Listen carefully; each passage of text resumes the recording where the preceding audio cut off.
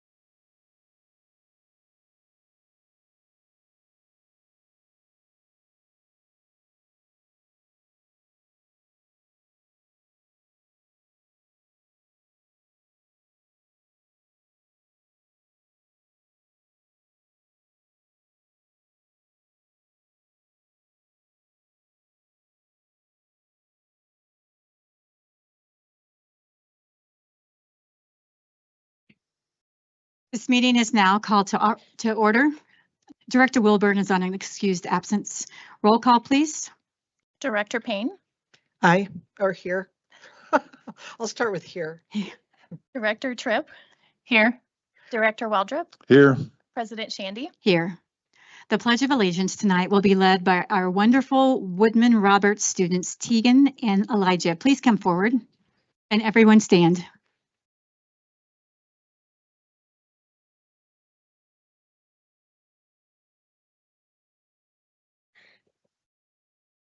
I pledge allegiance to the flag of the United States of America and to the republic for which it stands, one nation, under God, indivisible, with liberty and justice for all. Wonderful job. Thank you so much, Tegan and Elijah. You may be seated. All right, welcome so much to our board meeting tonight. We're excited to start our gathering by celebrating outstanding faculty, staff, and students of D20. Their hard work deserves our recognition. So we encourage applause during this celebration. So let's get started. I will be administering the oath of office to Miss Susan Payne.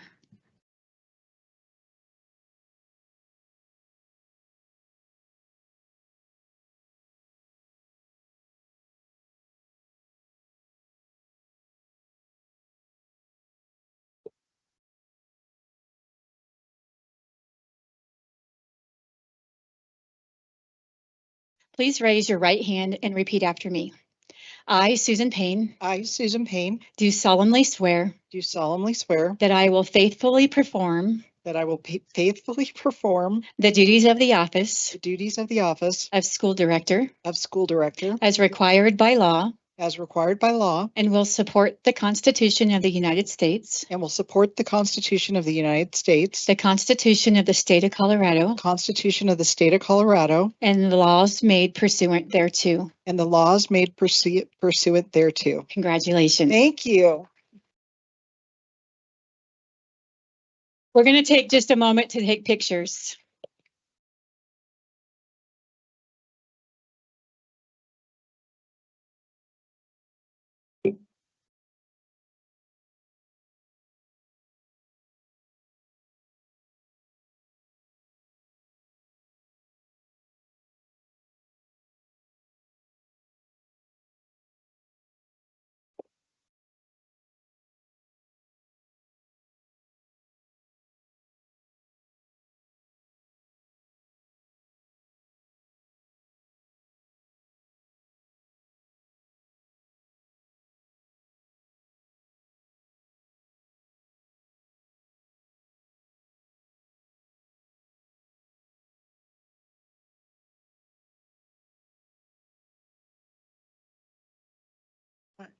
I have to wait.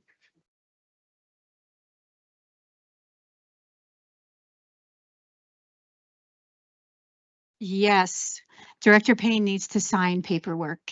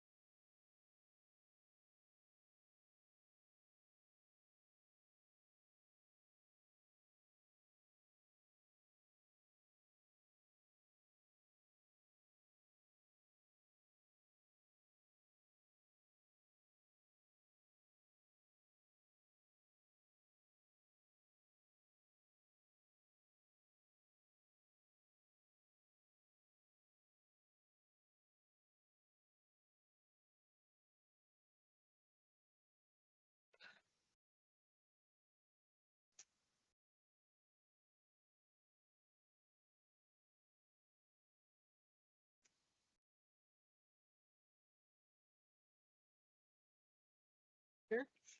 Okay, we're good.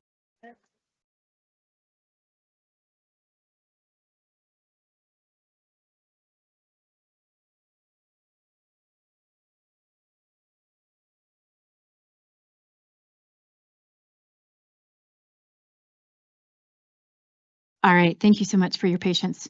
Tonight, we have Eagleview Middle School and Woodman Roberts Elementary School with us. Thanks for coming. Director Payne, can you please introduce Eagleview, please? Sure. Eagleview Middle School. Want to talk about a few fun facts about Eagleview. 2025 is Eagleview's fourth consecutive year as the gold medal winner for middle schools in the Gazette's Best of the Spring recognitions. Eagleview students experience arts integration in their core classes, which sees them learn art standards alongside their core content standards. Eagleview is also proud of their West Side collaborations, whether it's partnerships for PLC late starts with their elementary feeders in Air Academy High School or their Lego robotics team mentoring elementary teams. They see their role as the hub of their West Side community. Eagleview is recognized as a Purple Star school in recognition of their commitment to supporting military students and families. Please join me in welcoming Principal Jamie Lester, Dr. Amanda Tremios, and students from Eagleview Middle School.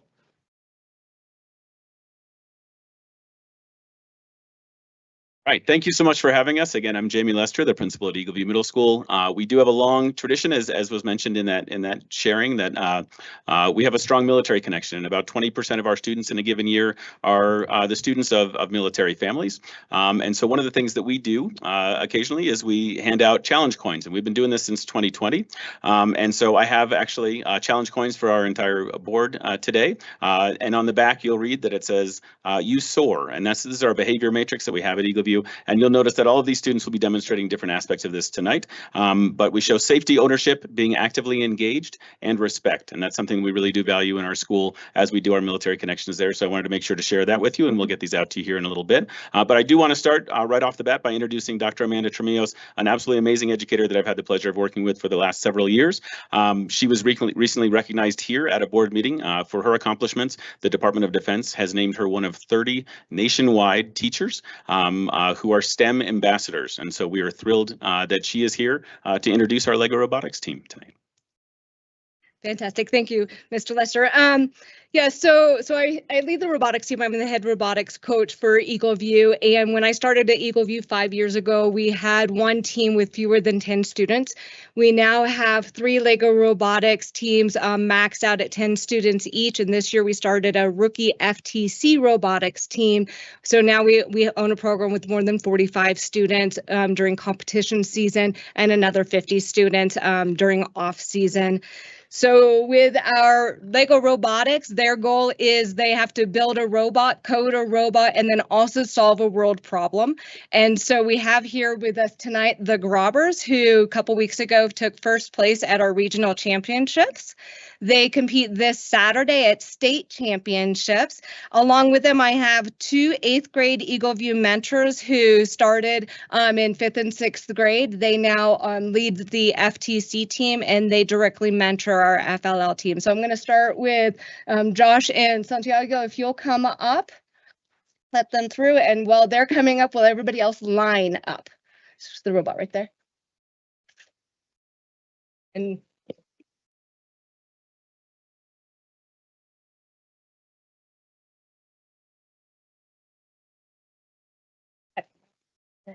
Hi, I'm Joshua. And I'm Santiago, 8th graders of Eagleview's new First Tech Challenge team. We began our robotics journey in 5th and 6th grade last year, and we decided to take on the challenge of starting a new level called First Tech Challenge. And we built this robot from scratch. We're excited to have placed 3rd, missing 2nd by 1 point at our most recent scrimmage, and looking forward to competing in our regional in January. Along the way, we also mentored younger teams as they learned the engineering process to prepare to move up. Tonight, we're proud to introduce Team Grobbers, our regional champions, and a team we're honored to support. And in a minute, they'll also offer to let you drive their robot.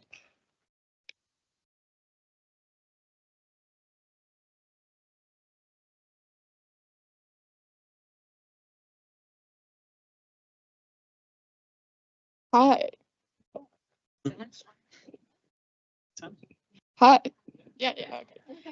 I'm Catherine Zupan. I'm the team leader of the Grobbers. I'm in the 8th grade. I'm Charlie Delana. I'm in 6th grade and I'm the vice captain of the team. What's poppin'? I'm Bhavat Batra and I'm the principal solution lead and I'm in 7th grade. I'm Luke Voget. I am in 8th grade. I'm Mahathir. I'm the code co-lead and I also helped with innovation technologies. I'm in 7th grade. I'm Zev Stein and I'm in 6th grade. I'm Liam Rucker. I'm in 7th grade. I'm Caden Bell. I am in 6th grade. I'm Mason Perkio and I'm in 8th grade. I'm Diego Ase. I'm in 6th grade. So I would like to start with innovation. And after a few discussions with an archaeologist, we found that grave robbing is a very crucial problem. And so we decided to take the initiative and design our own products. And so we decided to make an LED that will light up. Then we decided to make a PIR sensor, which is to detect people. We also made an underground sensor. And then finally, this is our finished product. And it does include solar panels and there are 3 PIR sensors. So this is our completed camera system. This is a servo. It lets the camera go side to side. It just can turn 360. And this is the PIRs. The camera will turn whichever zone PIR activates. The PIR basically tells the camera to turn wherever anyone's detected. And that actually helps us with our problem statement, which is grave robbing. And so to give a real example, when someone walks by, the camera detects it and then just turns to the person and you can have a real-time view of it.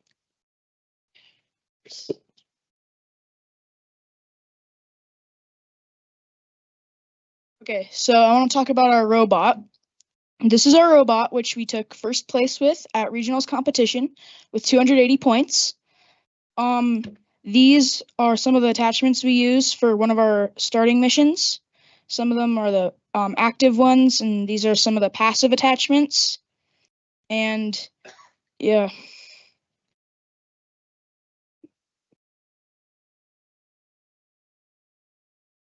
And we'd like to show you our things if you'd like to look at them.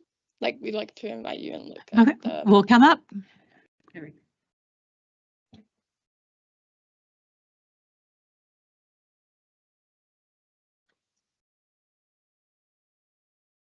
Yeah, going up.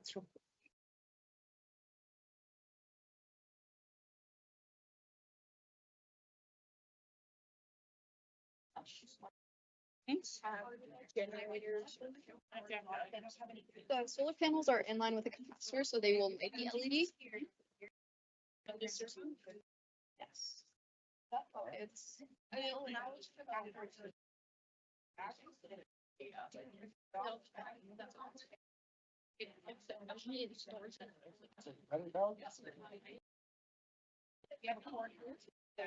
The analogy we like to use is like if you imagine a water bucket filled with power, it'll constantly keep the solar thing running. So we also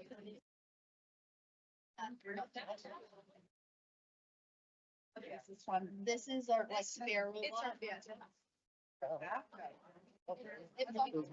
That's what things over here, like the top component.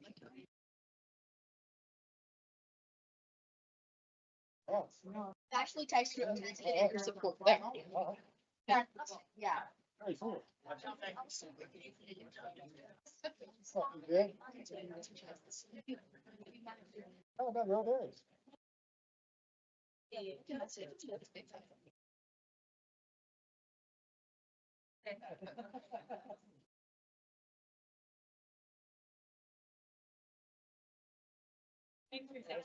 Thanks for sacrificing. Very cool. Very nice. And this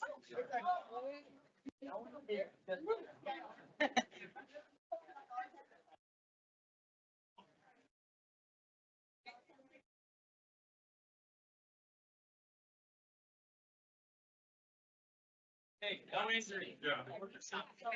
You're gonna be very bad.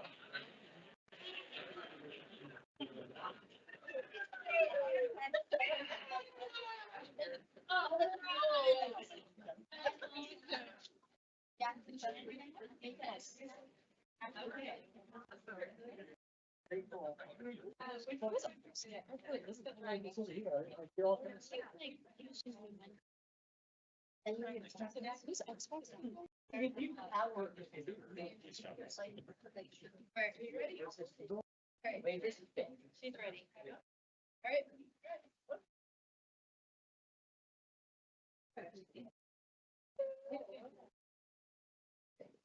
Break. And then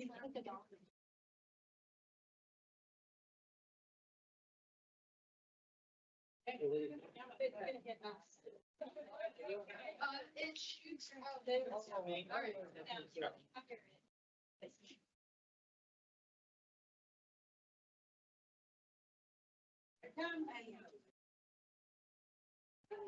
Mason. 8.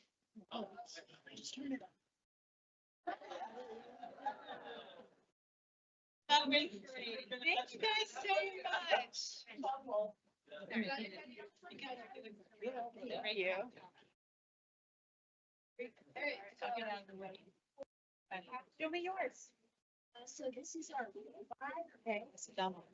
And since we're beginner team, this is our this we really do feel passionate about. Does that mean that they aren't attached to each other and actually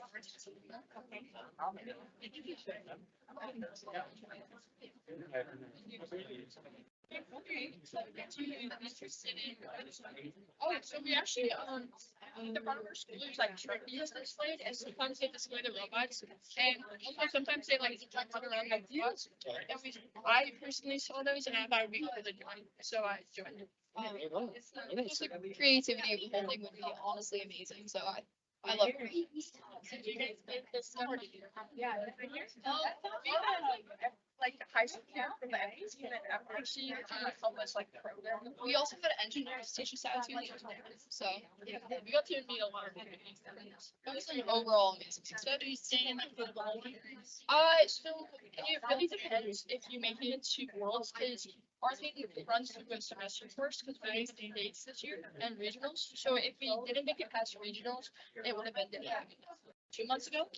But since we made it to state and until now, but if we make it to worlds, it will matter like every year. Yeah, we keep winning.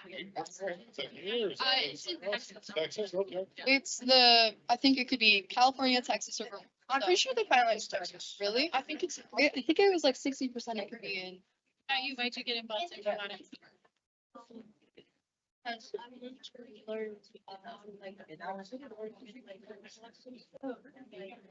It like gives me balls. Yeah, especially probably the best part.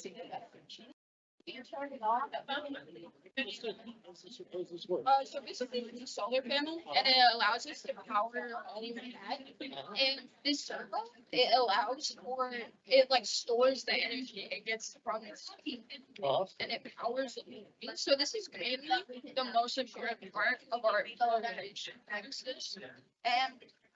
honestly, it wouldn't work like this, because it's very, it like makes energy not expensive, and it also makes it so it's like energy, and this way it's like free, and it's the solar panel is inline capacitor, allowing the LED to be lit. Yeah. And the reason why we chose a solar panel is because we found out that most archaeologists work in very different, and a lot of it is away from society, and so we thought that a solar panel would be a great outlet.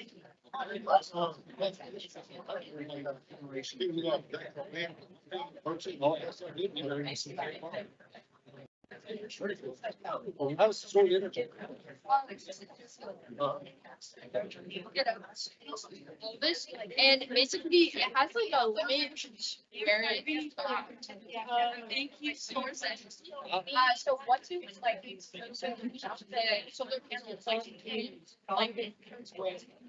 Josh, did you solve it? So it's more like a never ending energy. We like to use the analogy of like a bucket and then it constantly fills the bucket. Thank you so much, Eagle View. Amazing. All right, Director Payne, will you please introduce Woodman Roberts Elementary School? Woodman Roberts Elementary School, again a West Side school. Here's some fun facts about Woodman Roberts. The current Woodman Roberts building is its third location. The original location was the first elementary school in Academy School District 20. When the school transitioned from its second location, which is now the Nursing and Training Services of Colorado on Woodman Road, to the current location, the school actually had a whole school parade down Woodman Road, symbolizing the move. Some of the students rode horseback to the new site. Please join me in welcoming Principal Nate Hansen and the students from Woodman Roberts Elementary School.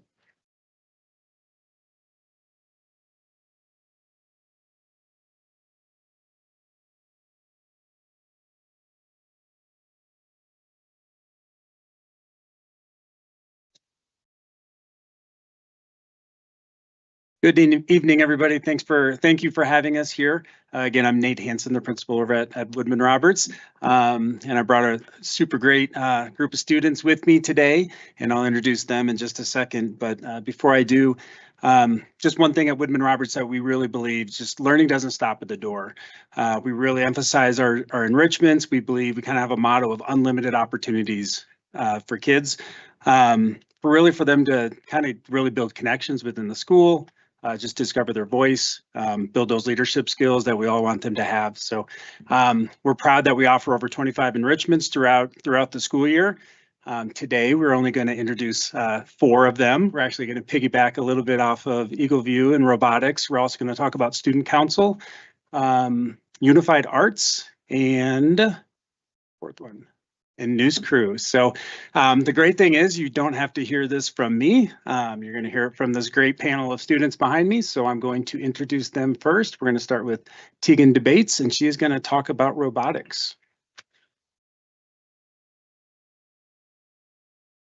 Hello, my name is Tegan Debates and I'm in 5th grade. The Woodman Roberts First LEGO League program empowers students to develop critical thinking, collaboration, and creative problem-solving skills through hands-on activities like coding, engineering, and building a LEGO robot to complete mission challenges. In addition to robotics, students engage in a research project to identify and solve a real-world problem. Aligned with an annual theme, this year's theme was Unearthed. Guided by the first core values, the program emphasizes exploring new ideas, teamwork, respect, and making a positive difference while celebrating success and fostering innovation in a supportive environment. In this program's 4-year history at Woodman Roberts, our teams have earned numerous trophies and advancements to the state-level competition. Woodman Roberts had 3 robotics teams this year. 2 of our teams received the first place and third place trophy for representing First Robotics core values. Our team, which is the Amazing Anthropologist, made it to the state competition. Robotics represents the IB traits of being risk-takers and thinkers.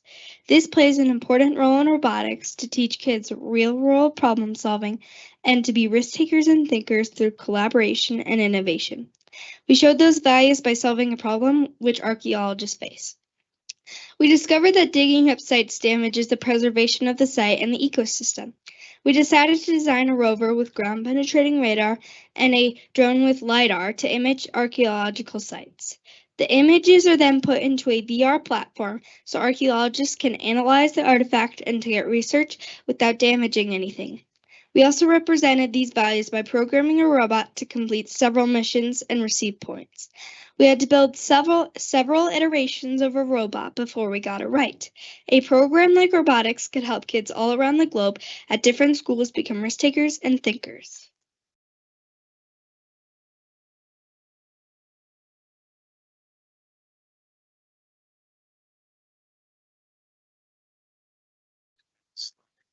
The slide. I don't have the clicker. Okay. There we go. All right, there's some photos.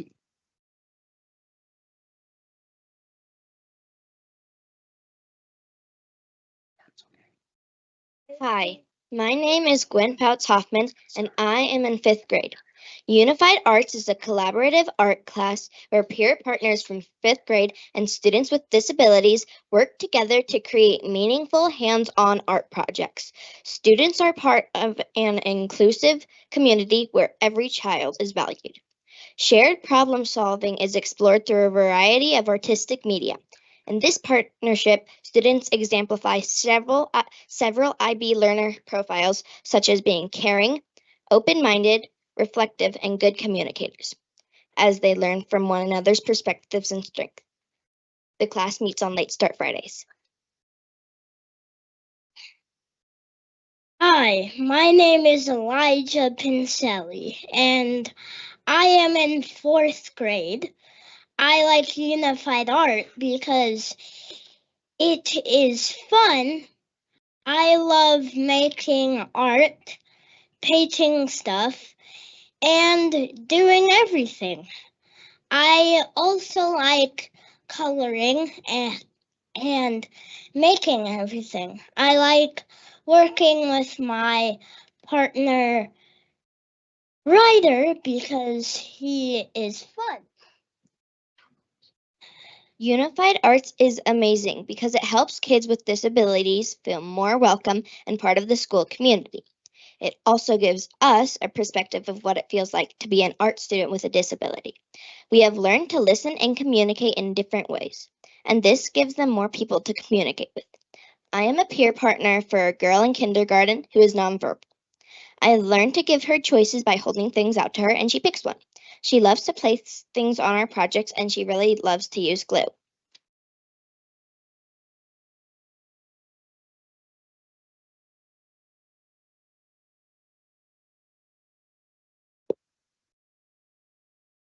Hi, my name is Truman Bach, and I'm in 5th grade. The Windman Roberts News Crew creates school-wide video announcements that are shared on our YouTube channel, helping students and staff stay informed about upcoming events and feel connected across classrooms. Through researching stories, writing scripts, and producing engaging segments, members develop strong communication skills and confidence in expressing ideas. Students act as inquirers by seeking accurate information, communicators by delivering clear and creative messages, and reflective learners by reviewing their work to improve clarity and impact. In News Crew, I have to work with people I don't usually work with, and that has taught me the importance of cooperation. Sometimes you have to collaborate and complete tasks together even when you don't feel like it. This experience has helped me grow and feel more comfortable in any group I am a part of. It has also improved my public speaking skills because the entire school sees our work. I've become more confident speaking to adults in different settings, which has been a valuable skill for me. News Crew is a really safe place to express your emotions when filming and also preparing. I believe News Crew is something everyone can benefit from.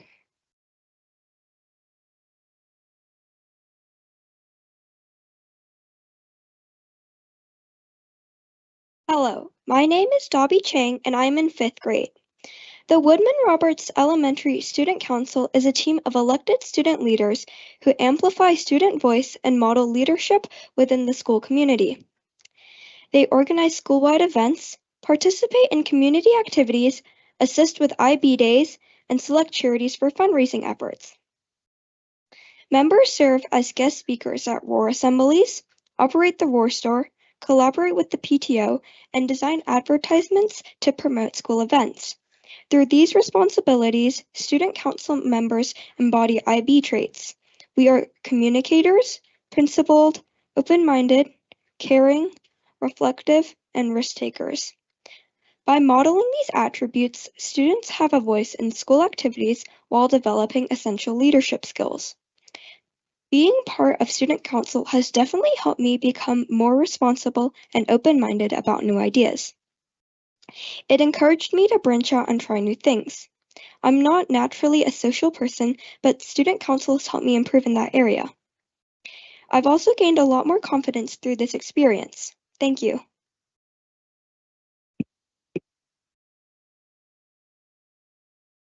Thank you, everyone. That's our presentation. Thank you so much. Please stick around. We will do pictures here in just a minute. Mrs. Ruckman, are there any updates to the agenda? There were updates to the agenda and the board has been made aware of these.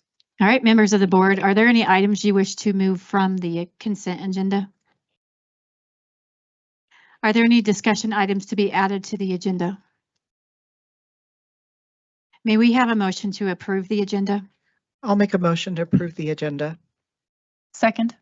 Roll call, please. Director Payne, Aye. Director Tripp, Aye. Director Waldrop, Aye. President Shandy. Aye.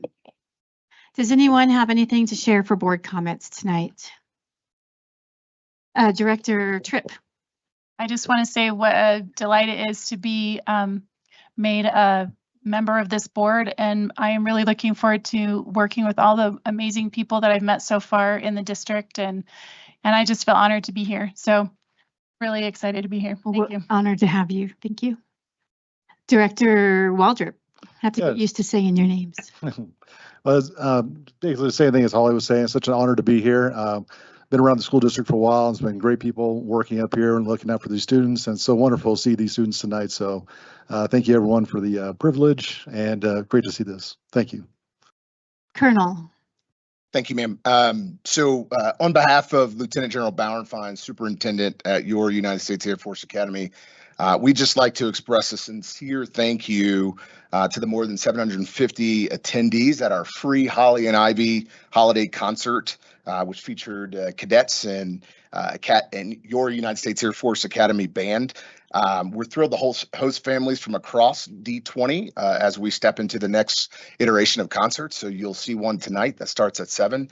We've expanded our concerts to extend next week on December 9th and the 10th. And so you can secure your tickets on goairforcefalcons.com. And so thank you all for celebrating with us, and we look forward to hosting you at the Academy. Awesome. Thank you. All right. Director Payne. I just wanted to say thank you too. It's an honor to serve on this board, but even prouder to be part of this community. And I thought it was just wonderful to hear from the students at Eagleview and at Woodman Valley. My kids got to attend both of those schools, and Foothills and Air Academy, and go West Side. I just thought you did a great job tonight, and that's really what inspires all of us to see what you guys accomplish. And great job to the team leaders from the school districts. So that's it. Awesome. Thank you. I want to thank Cabinet for participating in the Ugly Sweater contest. We will be changing into our ugly sweaters after pictures, so we will be joining you. Superintendent Haberer. Yes, well, great happens here in D20, as we already had a chance to see with our amazing students. And so let's roll through. I'm grateful, and I really speak on behalf of all of D20. We have the most amazing staff, students, parents, community members, and people really are the heart of our success here. So it's just a short video of thankfulness.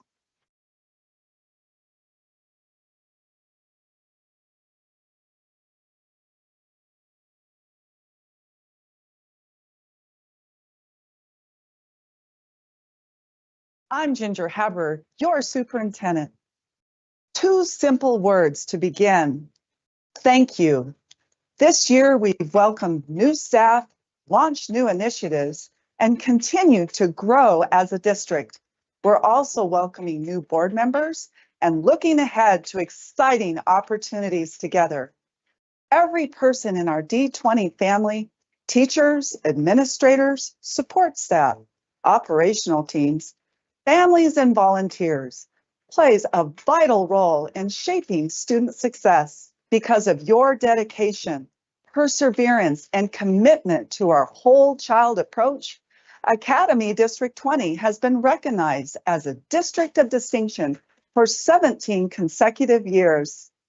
What you do each day in classrooms, offices, buses, cafeterias, and throughout our schools truly changes lives. Your creativity, care, and teamwork ensure that every child gets what they need to thrive, not only in school, but far beyond graduation. As we look to the future, we're continuing to grow our Portrait of a Graduate, strengthen our Foundations of Success dashboard, and expand engagement opportunities for families, staff, and our entire community. These efforts reflect who we are, Team One, united by a shared purpose and a deep belief that together we can accomplish anything for our students. People are the heart of our success here in D20. Thank you for your excellence, your compassion, and your unwavering commitment to our mission every single day. As we get ready to celebrate this holiday season, I hope that you enjoy wonderful times with your families and your friends and joyous periods of rest and relaxation. Together, we have much to be proud of and a bright future ahead. Great happens here in D20. So again, just a huge thank you to our staff, our families, our parents, and amazing students. We truly do have a great district here in D20. I recently had a chance to join the Sources of Strength Roundtable, and a thank you to Julie Hendricks and her whole team and all of the sponsors of Sources of Strength and putting this on. They do a roundtable every year, and we bring students from every single school together to really celebrate and share what they've learned from this program. Common themes were that they, as a result of this program, they became aware of how to be more kind to each other, how to better connect with their peers, and really develop social skills that empowered them to be more self-confident. And while I was there, I heard lots of different quotes. One of my favorite quotes was from Discovery Canyon High School junior Gokul Spinadvosan. He's been participating in Sources of Strength for 5 years in a row. And what he said was that the best way to be generous is to offer yourself to others. I just thought that was really awesome. So now if Gokul is here, I'd like for Gokul and Megan Lawson, our Sources of Strength trainer, to come to the microphone. And please just share for a few minutes how Sources of Strength has impacted you personally. Thank you for being here. It's already on. Okay. Well, good evening. Thank you so much for having us here. My name is Megan Lawson, and I'm a district sources trainer and a school social worker here in the district at Encompass Heights Elementary School and Mountain Ridge Middle School. And I began working in District 20 in 2019 as an English teacher. And I was immediately introduced to the Sources of Strength program. And since then, I proudly served as a district trainer for the program. Sources of Strength is entering its 10th year at the secondary level in District 20, and it actually began at Discovery Canyon Campus High School. And we've now expanded into every secondary school in D20 except for one. Each year, our 8 trainers, we visit every participating secondary school, and we train over 500 students, peer leaders, and our adult advisors who volunteer their time to support this work. This model is built around strengthening our protective factors, building leadership, and running strength-based campaigns that foster belonging and positive decision-making. This ties directly into our district's strategic plan of building a culture of connectedness through meaningful upstream prevention. Gokul and I first met the year after COVID through Sources of Strength when I served as our team lead for DCC Middle School. And since then, I've gotten to watch him speak at parent academies, participate in district-wide campaigns, grow into a committed high school peer leader, and attend each year's roundtable. And now I get to have the pleasure of introducing him as he joins us here today to share how Sources of Strength has shaped his experience and supported him as he prepares to graduate from District 20 next year. Thank you so much, Ms. Lawson. I'm Gokul Srinivasan. I'm a junior at Discovery Canyon Campus High School. And I'd first like to start off by saying thank you to Superintendent Haber for allowing me to speak on behalf of the work that all of our students and all of our peer leaders are doing. First of all, the way that Sources has benefited me is it has taught me how to be a better leader, but also be more sensitive because not everyone is in the same situation. While I have 2 parents who are very supportive, that's not always the case for a lot of students in our district, and it's important that we're mindful of that and really take that into account. But primarily what I'd like to talk about in my what I'm talking about today or my speech is what we do together, and that's what our peer leading is all about, is that we come together as a team to improve our student body. So specifically, I'd like to talk about what Sources is. So Sources is a early detection suicide prevention program that uses students like me and other students who have leadership positions throughout the school so that we can tap into our communities and make sure that students who might be having mental struggles get that help before it goes to a point where we need to be calling 988. So the strengths that we focus on in Sources of Strength are mental health, physical health, spirituality, generosity, healthy activities, mentors, and positive friends. And that is what Sources of Strength is about. So when people hear things like physical activities or, mentors, they're not, most of the time, we don't hear that in the mental health aspect. And what we have to understand is it's because of things like physical activities or mentors. Those are things that our students can turn to whenever they're having mental struggles. And that way they're able to get out of the hardships that they might be having. So a couple campaigns that we've done at my school, DCC, is our staff stickers, which basically what that is students get 5 stickers each during our Thunder Time, which is sort of like a homeroom that we tend to have once a week. And students get to write their initials and give those stickers to the staff to show them that they are a trusted adult in their life. So it goes both ways. Students understand that potentially this might be a good person if they don't have a trusted adult already, but also it allows the teachers to understand how big of an impact they're having and really continue to support our Sources of Strength. Another activity that we've had is our students get together in the same Thunder Time and see who else is playing the same sports or in the same clubs. And so they're able to bond that way too, because at the end of the day, it's all about community. Students, when they have a community to go to and to vent to, they tend to do a lot better in times when they're having mental health issues. And so finally, I'd like to talk about how my family has implemented Sources of Strength into our own lives, but then also give you all some ideas on how you could potentially implement it. So I'd like to shout out my mom who runs a hiking group. So I wake up in March on a Saturday. I'm, getting ready for school year to be over and summer festivities. But my mom always wakes me up at 6 a.m. and says, "Let's go for a walk with me and the girls." So that's what happens. And for me, at first, I used to sleep in saying that, oh, well, there's no reason. Like it's walking. I get plenty of exercise. But really, it's allowed me to bond a lot more with my mom. And those walks have really led me to be a better person and more healthy as a whole. And then I also got into mountain biking. In 2020, when COVID hit, I obviously started going rampant on YouTube and ended up finding out about this thing called mountain biking. Then my parents said if I was able to get straight A's, they would buy me a mountain bike. So I worked very hard in 6th grade. Miss Lawson would know. And I got my mountain bike. And so from there, I was able to get outdoors and get to learn more about myself and become a healthier person as a whole. So as for all of you who might not have something just yet, I had a few recommendations. First of all, it is the holiday season, so please do take advantage of volunteering opportunities in and around your communities.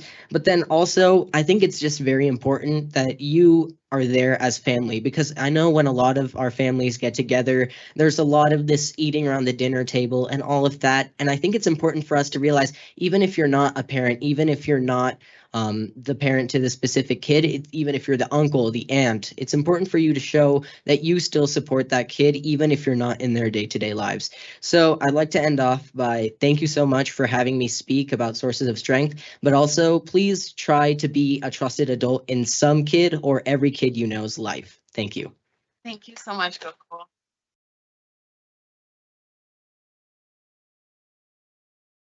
Man, to follow up after that, he's so fantastic. Just before closing, I did want to highlight one final celebration of Sources of Strength. Encompass Heights Elementary School is proud to be the first elementary school in our district to launch the Sources of Strength elementary curriculum. And we have that through K through 5 this year. The elementary model focuses solely on positive protective factors and does not address the sensitive content, but instead it provides developmentally appropriate lessons and activities that help our students build responsibility, problem-solving skills, gratitude, and healthy friendships. These strengths help our students feel supported, safe, and ready to learn, contributing directly to one of our district's key priorities, which is academic readiness. This elementary model aligns seamlessly with our secondary Sources of Strength program, where our trained peer leaders and adult advisors run our school-wide strength-based campaigns like Gokul shared about. that foster belonging and positive choices.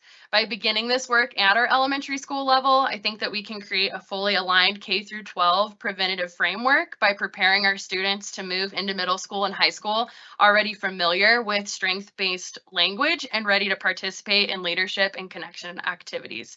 And by implementing sources of strength across District 20, it directly supports our district's strategic priority again of building a community of connectedness. And by fostering responsibility, resilience, and positive relationships from the earliest grades, we're able to strengthen school culture and support the long-term success and well-being for all of our students. We are sources of strength. Thank you so much. Good job, Beth.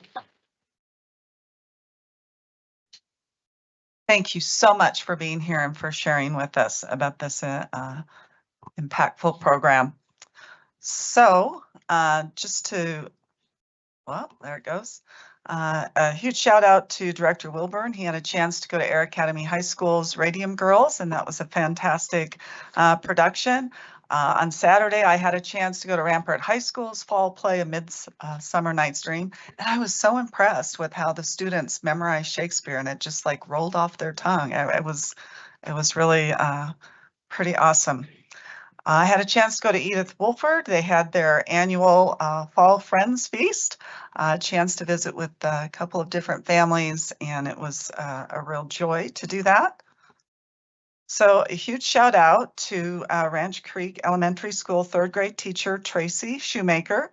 She's been selected to be a part of the Commissioner's Teacher Cabinet. This cabinet is made up of teachers around the state who represent the diversity of school communities. Members of the teacher cabinet share their feedback, insights, and experiences with each other and with state leaders to help influence and shape Colorado's education. This is a 2-year commitment, and we're very proud that she was selected for that to represent D20. Also, Ranch Creek is the winner of the People's Choice Award of 2025 from the Springs Magazine as the best elementary school. Discovery Canyon Elementary School, they had their first Macy's Day Parade with their kinders. They studied footage of the Macy's Thanksgiving Day Parade, and inspired by what they learned, they created their own parade, complete with homemade floats and lots of excitement. And as you can see, it was a very joyful experience. And when the principal found out about it, he says, no, we're all coming out in the hallway to cheer them on. So it was awesome.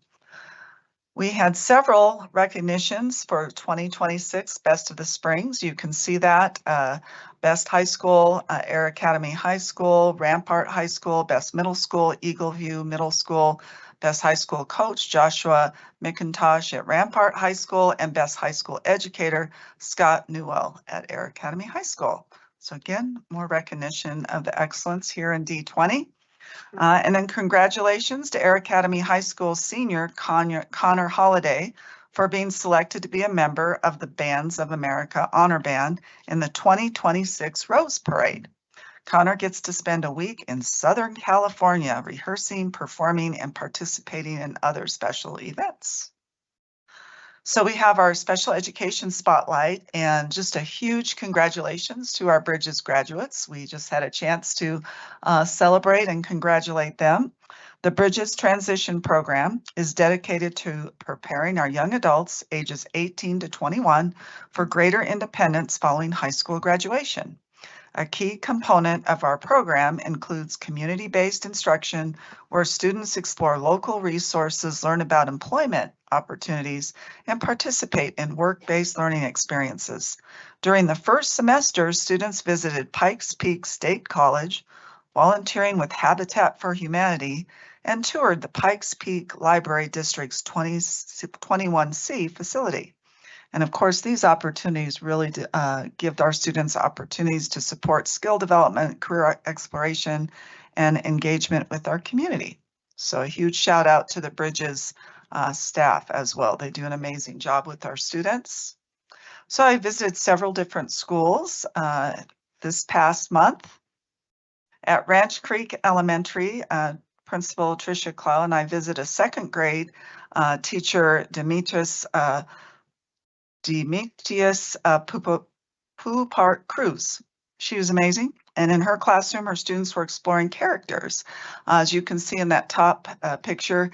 And they were talking about the characters in their story, and then they turn around and they were writing about it, which is really great to see. It's really helpful for students to make their thinking visible and talk about it before they write. So that was exciting to see. We found this beautiful mural where students all decorated their own houses and said what they thought was important to them about being at home. And then the teacher on the right is a Gifted and Talented program, our TAG program, and she is a paraprofessional, Crystal Usalik, who was working with a small group of students. So that was great to see a paraprofessional working with our TAG students. And they were making predictions on what their characters were going to do next. Discovery Canyon High School, Principal Matt Mitchell and I visited Miss Chris Goodman's IB biology class. You can see there in the middle with Matt holding up the model. She had them build paper models of some of the enzyme cycles, because you really can't see that. So by doing the paper models, it helps students to understand those abstract concepts. And then as we were walking down the hallway, Senior Gautam Devalapile, who is also in my student superintendent advisory group, he literally stopped me, says, "You have to come see the cafe." So we went into DECA's cafe, and he was so proud they were able to get a grant to get a brand new espresso machine, which was really awesome. And he is the manager, so he was telling me how proud he was of his staff, and how he sometimes had to do some extra coaching, and he was learning very good HR skills, and he thinks he might want to go into HR. So I said, please talk to Cameron Smart, Mr. Smart, when you're ready, and he will be ready to do that. And then at the top, of course, is our amazing biomedical program. And they were actually making some enzyme reactions in Petri dishes when we were there. So it was a wonderful visit. But it's just good to see what's happening in our schools. And at Discovery Canyon Elementary School, Principal Scott and I deserved an interventionist professional learning community. So we've been talking about professional learning communities, and it was awesome just to see how they were using data to really make personalized learning plans for students. And that was very impressive. And of course, the best part of the morning was hearing our little kinders in the picture to the left singing their thankful song. It's awesome. And then just recently, Director Tripp and I had a chance to go to School in the Woods, and we got to have snack with the kids and just talk to them. What did they really like about School in the Woods? Of course, they love being outdoors. What's interesting is they've got this whole wooded area, and for recess, they don't have a playground, but they've got sticks and stones and pine cones, and they just go out and really use their imagination and play. And would you agree, Director Tripp, that was a highlight? Do you want to share anything about that visit? I will just say I loved the creativity that space allowed those kids. They were not just sort of entertaining themselves, but they were thinking of big plans that they could do, like how do we divert water to create something that we want to have happen. So I love to see the creativity and the problem solving that kind of environment unlocks for kids. It was really delightful. I just said, I want to go to school here. Can I just start life over and just start right here? Yeah, they even created their own bowling alley in the middle of the forest. They dug like little pits for the, and I guess it really works. They roll it, and if it doesn't hit down the pins, it actually goes down because they put it on a hill, it goes down the gully there. So that was fun.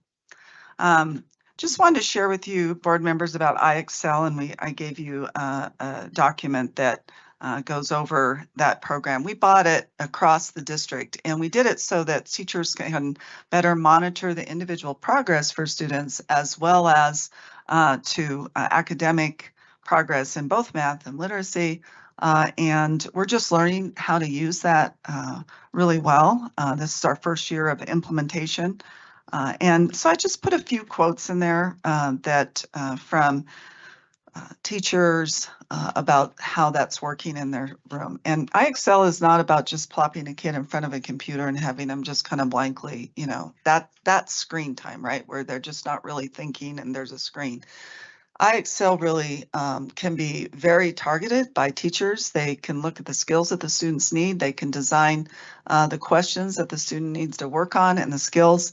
So it's very interactive. And we'll put together, I asked Jolynn Patterson to put together some results on what we're seeing and can we make some, not a full correlation, but for classrooms that are using it with Fidelity, or what are we seeing different with the achievement. So hope to bring that to you guys at the end of this year.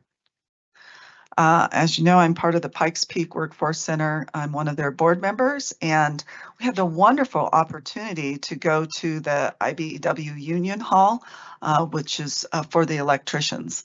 And the gentleman who's at the podium, he was a student who he went to four-year college and just kind of felt lost. And one of his friends knew about this program and suggested that he try it out. And I had a chance, I kind of tracked him down after he left because I wanted to talk to him some more. And he just said it's changed his life. Like he loves being an electrician. And these programs that they have, actually they'll pay students while they're in the apprenticeship program. And it's pretty impressive how quickly they can move up the pay scale while they're an apprentice. So I thought that was important to share with all of you. I went to the Pikes Peak Superintendent meeting, which we're hosting on Friday here at D20. All of the superintendents in the Pikes Peak area get together. And we had a wonderful presentation by Dr. Tatiana Bailey. She's the Executive Director for Data-Driven Economic Strategies. And she gave a very informative presentation, and she would come and present if we ever wanted that at a board meeting. But she studies the data here in El Paso County. So you can see, you know, on one slide, Colorado's labor market will need to fill an additional roughly 90,000 positions in the state per year, which that's pretty interesting. And also takes a look at the growth. You know, El Paso County used to be growing quite a bit, but that's really starting to trail off. And, oops, let me see. I'll go back one. Hall of Excellence. A huge shout out to Mark Belcher and the whole communications team, and a great job on the video too. I meant to say that. You guys always are awesome. But the Hall of Excellence is such a special program that we have here in D20 to recognize a staff member, a past staff member who's just made a huge impact, as well as a volunteer. This year, we celebrated Susan Lyon, is a former Explorer Elementary School teacher who brought learning to life in her classroom. And of course, Joyce Johnson, better known to everybody as Grammy Steph. She's amazing. She shows up everywhere. She's at the patrons, she's at DAC, she has been a volunteer for almost 40 years in our district. Her kids, her grandkids, her great-grandkids have all gone through D20. She even comes and fixes meals for us sometimes. I mean, she's just really incredible. So that was fun to celebrate her. And then, of course, huge thank you to Susan Payne, Board of Education Director. We welcomed her into the Hall of Excellence, and Colonel David Herndon, our wonderful USAFA liaison. So it was great to be able to recognize you guys as well. And just last, I just recently found out I applied to be a member of the Colorado Springs Leadership Institute. They select 16 people every year, and I was selected to be on that. So I'm excited about that. And the reason why I'm excited about it is I had a chance to go to a breakfast, and it's going to be a really good opportunity for me to connect with our business partners, with people that are in different offices in Colorado Springs, especially at the gatherings that they have. They do some leadership training in February as well. So I think that'll just help me to continue to build a community with our greater Colorado Springs community and what we're doing here in D20 and build those partnerships. We're proud of you for that too. Thank you. Congratulations. Thank you. All right, that's a lot. Very good. Thank you for all of that. Tonight, we have one new administrator to approve. Mr. Smart, would you please make the introduction? Yeah, thanks. And this is actually just my regular suit coat. Wear it all the time. Anyways, I'm pleased to introduce Jessica Booth Snyder, who is being recommended for the special education administrator position. And there's a lots of special ed team here with her. A little woohoo! There you go. Yeah. All right. So Jessica holds a bachelor's of science in business management from Metro State University. And then she thought, I'm going to change it up. I'm going to get a bachelor of science in criminal justice and law enforcement from Colorado State University Global. And then she thought, I'll change it up again. I'm going to get a specialist in education from University of Northern Colorado. And then she got a master's of teaching in special education from Metro State University and a master of science in military and emergency responder psychology from Colorado State University Global. She has more degrees than I have kids. And I have 4 kids. So she began her career in HCA Healthcare in Denver as a facilitator coordinator, and then went to Sheridan School District and became a special education teacher, and then went to Aurora Public Schools where she was a special education department chair, TOSA, summer school principal, and then also an assistant principal. And then she went and worked for Jefferson County Sheriff's Office. So you see she's using all her degrees eventually. There's just right down the line. And she was a victim advocate volunteer. And then she works for the Colorado Department of Education as a school violence prevention coordinator. And she currently is working as preventing school violence implementation coordinator for CD. Actually, she just started for us on Monday, but that's what she was doing right before. And so we're pleased to recommend Jessica tonight for the position of special education administrator. Jessica, anything you'd like to say? She's in the way back. It's going to take her a minute.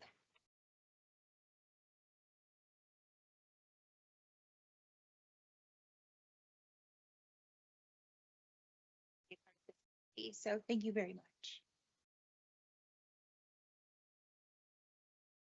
That's all I got. Thank you, Mr. Smart, and welcome, Jessica.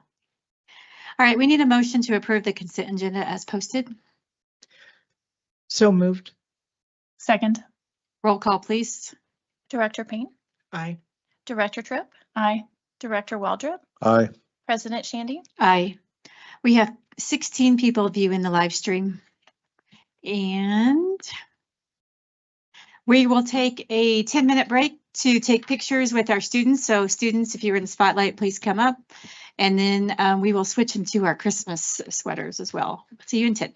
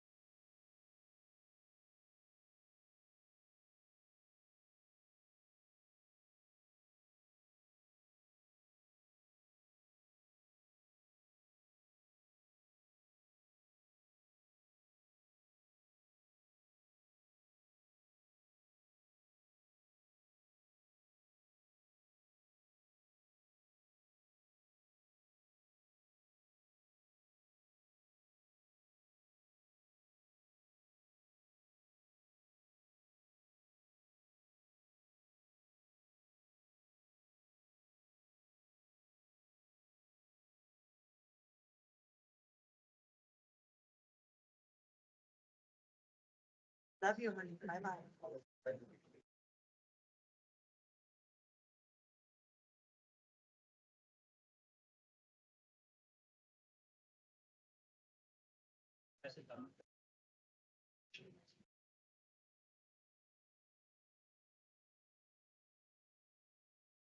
All right, thank you so much. All right, we will go straight into board officer elections with our new board. I want to say that due to family health demands, Director Wilburn requests to not hold a board officer position at this time. So we will start off with nominations are now in order for the office of president. Does anyone have a nomination? I would nominate Amy Shandy for president. Any other nominations? No? Okay. Amy Shandy is nominated for the office of president. Are there any further nominations for the office of president? No. Seeing none, nominations for the office of president are now closed. The nominees for the office of president are Amy Shandy. We will now hold the election for the office of president by roll call. The question is on the election of Amy Shandy for president. As many are in favor of Amy Shandy for president, will, as their names are called, answer aye. Those opposed will answer no. Roll call, please. Director Payne, Aye. Director Tripp, Aye. Director Waldrop, Aye. President Shandy. Aye. The ayes have it, and Amy Shandy is elected president. Nominations are now in order for the office of vice president. I nominate Susan Payne for office of vice president. All right, Susan Payne is nominated for the office of vice president. Are there any other further nominations for office of vice president? Seeing none, nominations for the office of vice president are closed. The nominations for the office of vice president are Susan Payne. We will now hold the election for the office of vice president by roll call. The question is on the election of Susan Payne for vice president. As many are in favor of Susan Payne for vice president, will, as their names are called, answer aye. Those opposed will answer no. Roll call, please. Director Payne, Aye. Director Tripp, Aye. Director Waldrop, Aye. President Shandy. Aye. Nominations are now in order for the office of treasurer. I nominate Holly Tripp for the office of treasurer. Holly Tripp is nominated for the office of treasurer. Are there any further nominations for the office of treasurer? Seeing none, nominations for the office of treasurer are now closed. The nominees for the office of treasurer are Holly Tripp. We will now hold the election for the office of treasurer by roll call. The question is on the election of Holly Tripp for treasurer. As many are in favor of Holly Tripp for treasurer, will, as their names are called, answer aye. Those opposed will answer no. Roll call, please. Director Payne, Aye. Director Tripp, Aye. Director Waldrop, Aye. President Shandy. Aye. All right, if you would please, seat scramble. Go.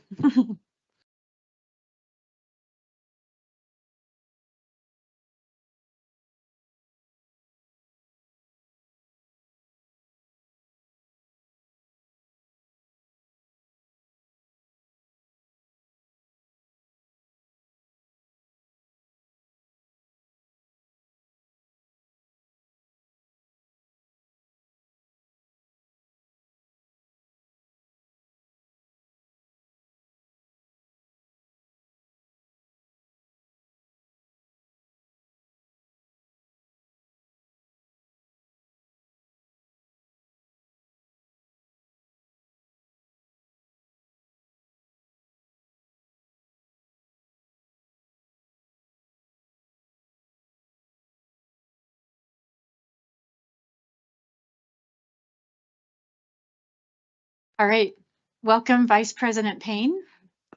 And thank you, Director Tripp, for your commitment for the treasurer, and thank you, Director Waldrop. All right, back up just a tiny bit. It's always incredibly inspiring to begin our meeting by celebrating the hard work and accomplishments of our D20 students, faculty, and staff.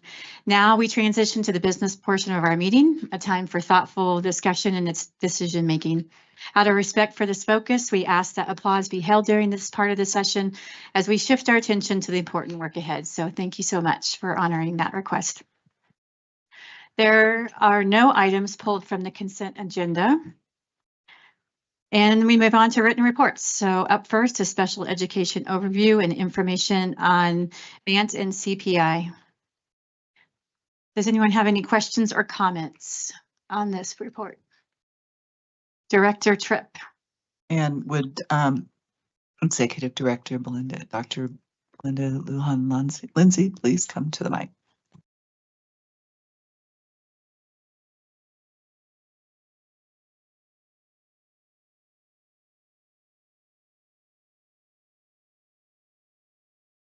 Hello.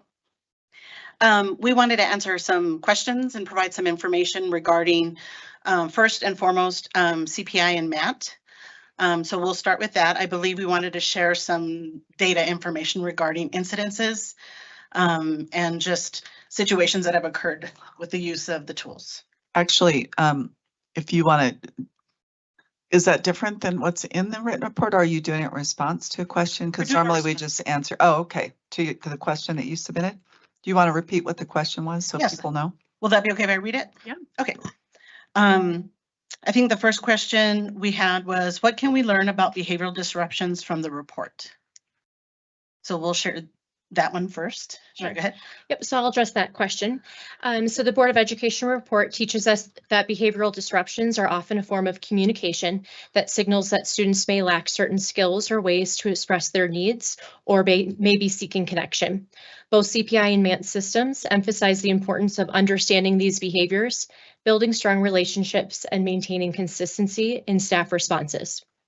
The MANT system in particular focuses on relational approaches, helping staff connect with students, recognizing triggers, the use of trauma-informed practices, and focus on relational approaches, and proactive strategies to prevent the crisis. When staff are well trained and prioritize student dignity and emotional safety, schools see fewer physical interventions and more positive outcomes for students with significant behavioral needs. Okay. Anything to follow up with that? Thank you. Okay. Carry on.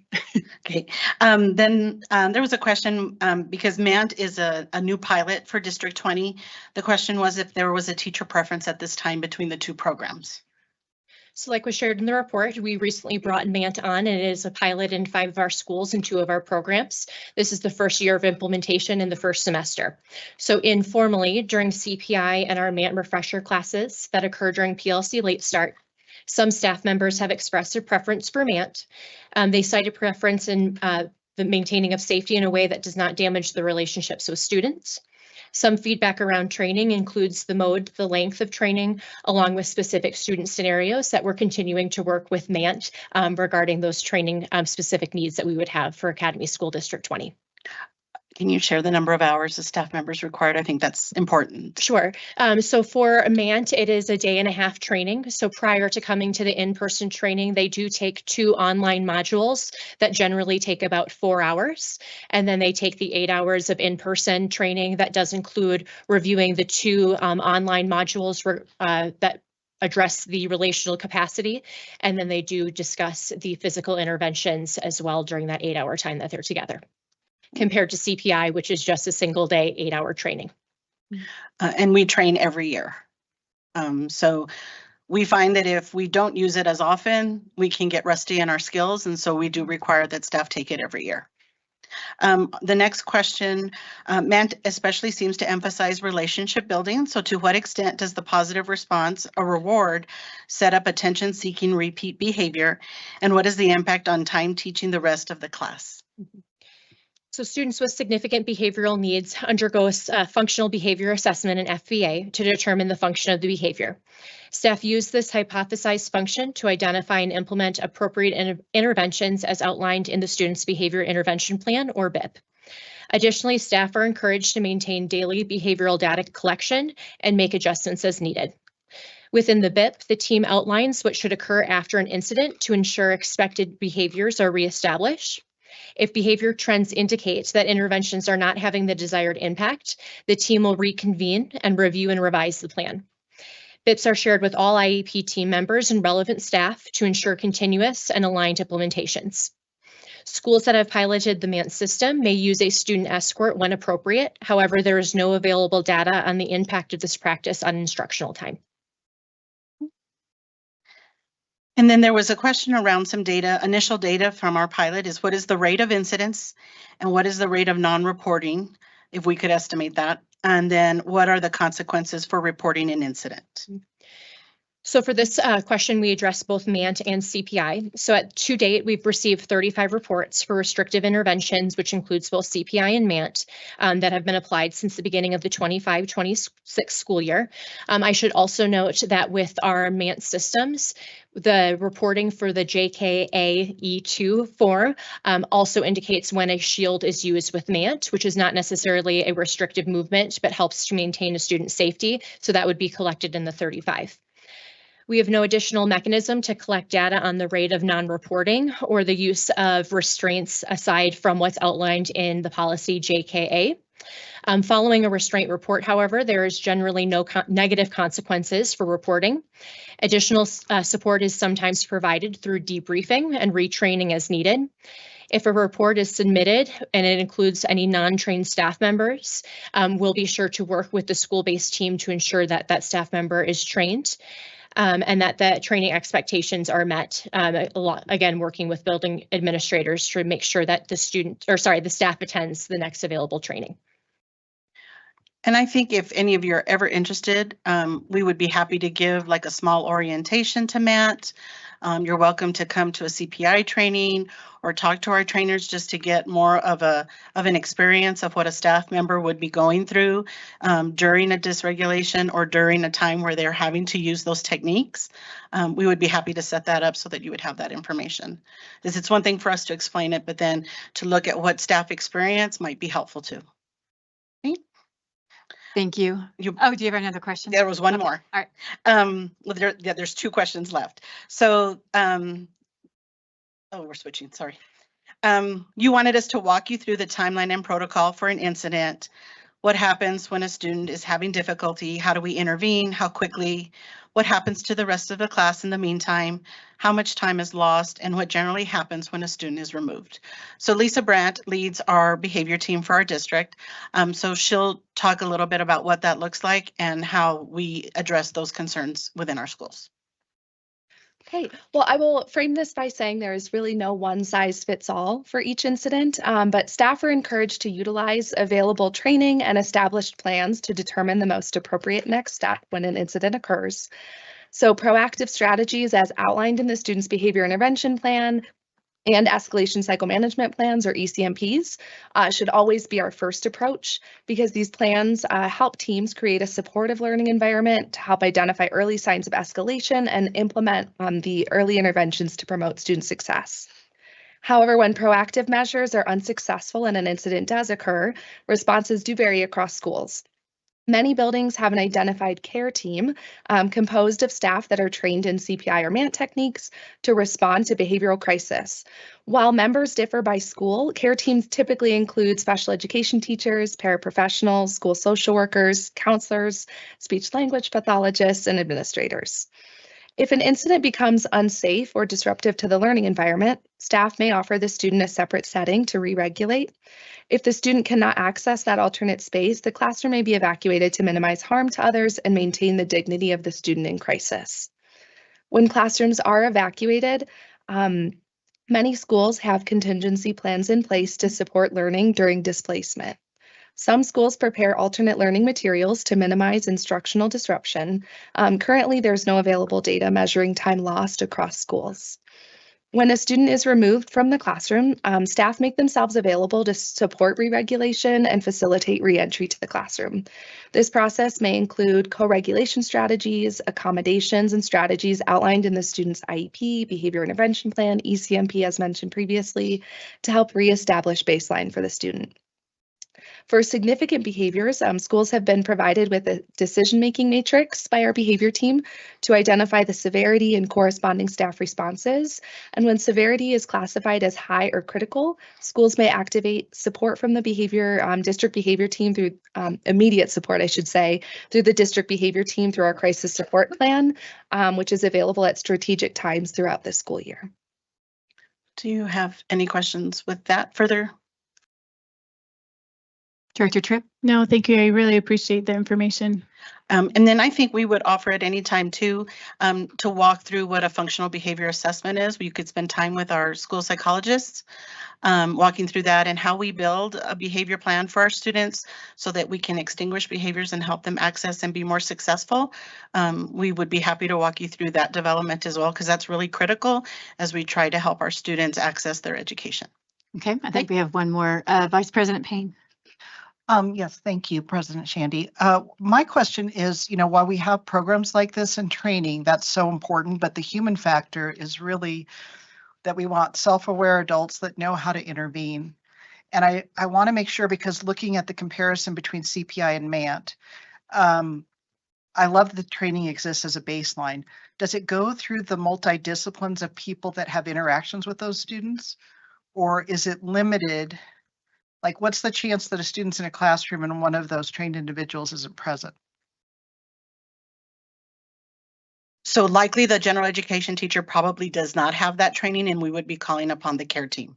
And you can let me know if I'm, yeah. I think for students who show patterns of dysregulation, that's where the proactive plans come into place, and our escalation cycle management plan specifically helps to identify those early warning signs, so that we're knowing when to call for support and when to get the right people involved at the right time, so that we can have the right staff available when if and when a crisis does occur. So having this is a follow-up to that, but when we have the adults in the classroom, do they feel, have we done any surveying or assessment to make sure that they feel confident in intervening with a student that's in crisis? Obviously we have the verbal de-escalation skills, but intervening before it becomes an act of violence towards the student self or others. Are they confident in the fact that they can intervene? That's just something I think that's important to all of us, that the human beings here that we put in the trust, the students, we put them in our trusted position, we provide them the training, but is there any assessment to say they feel confident in intervening before someone becomes dangerous to themselves or others?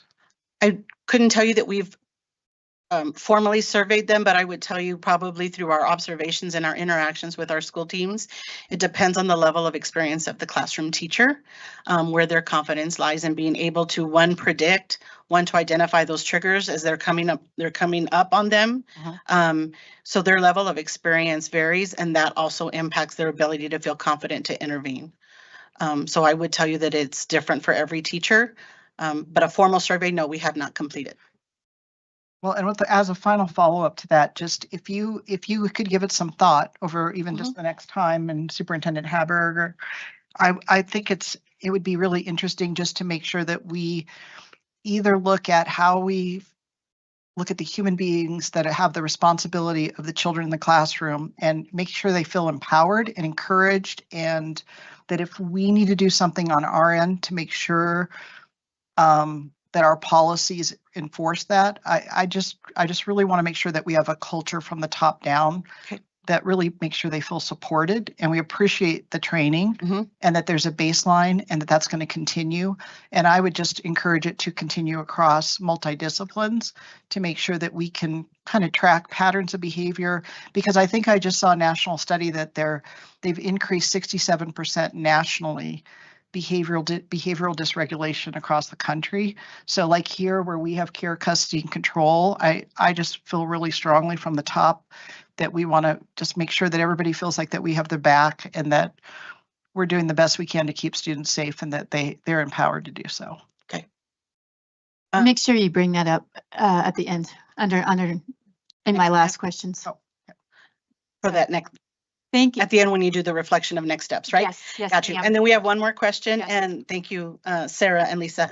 The last question was, I'm going to have Jaleesa, who leads our SEAC efforts with our community. The question was, what were some things that were learned and acted upon based on our SEAC council? Because as you know, we revamped and restructured that process to engage more of our community members and our families. So I'm going to let Jaleesa share with you. Hi.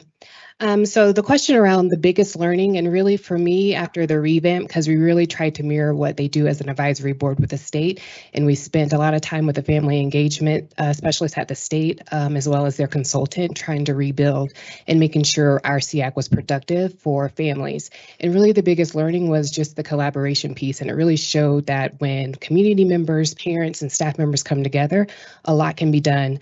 So I'm gonna go through some of the implemented recommendations that did come through and that we did implement this school year. So the first one was improving communication, collaboration, and expanding community and family support.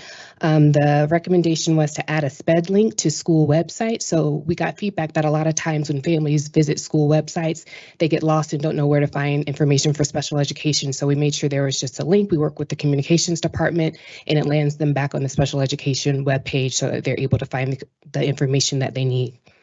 The next one was improve contact information for special education on the website and in the family handbook that we provide for families every year.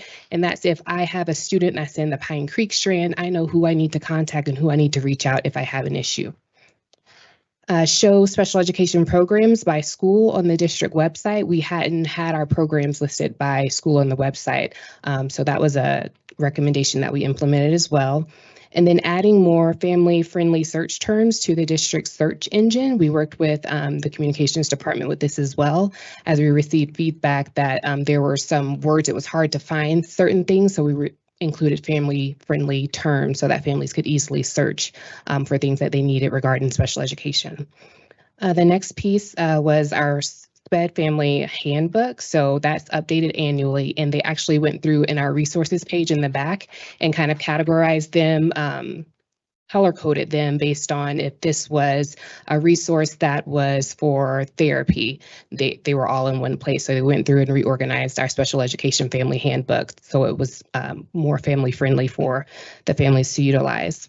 One of the pieces that's currently in process, there was a transition group. So they formed small groups and it was streamlining a transition process. What they wanted to work on was trying to centralize hub for different transition resources, really for families, as it's a student is transitioning from 5th to 6th or preschool to kindergarten, or even 12th to kind of the adult world.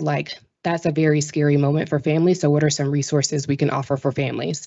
And then develop clear guidelines for transition meetings and documentation. So families coming into those transition meetings, they wanted to know what should I expect in those meetings? And there were certain things under those pieces that there's actually a group this year with the SEAC that we have this school year that's coming back to work on those things. So that recommendation was carried until this school year.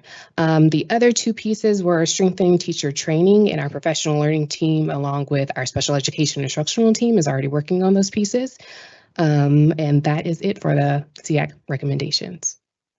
Thank you so much. Any other questions? I think we're good. Thank you. Appreciate you all. All right, we'll move on to the next report, monthly financial report through October 2025. Does anyone have any questions or comments? No. Okay. Monitoring report for executive limitations policy EL 2.4 financial condition and activities. Does anyone have any questions or comments? No. All right. Is the superintendent's interpretation of policy reasonable? Is there sufficient evidence to determine compliance for each section? Are all sections in compliance? Recognition of exemplary performance or concerns regarding performance? Would you like to see any additional different evidence, or should any part of this policy be changed in the next monitoring report cycle? Do you see any evidence which is extraneous or no longer necessary? Okay.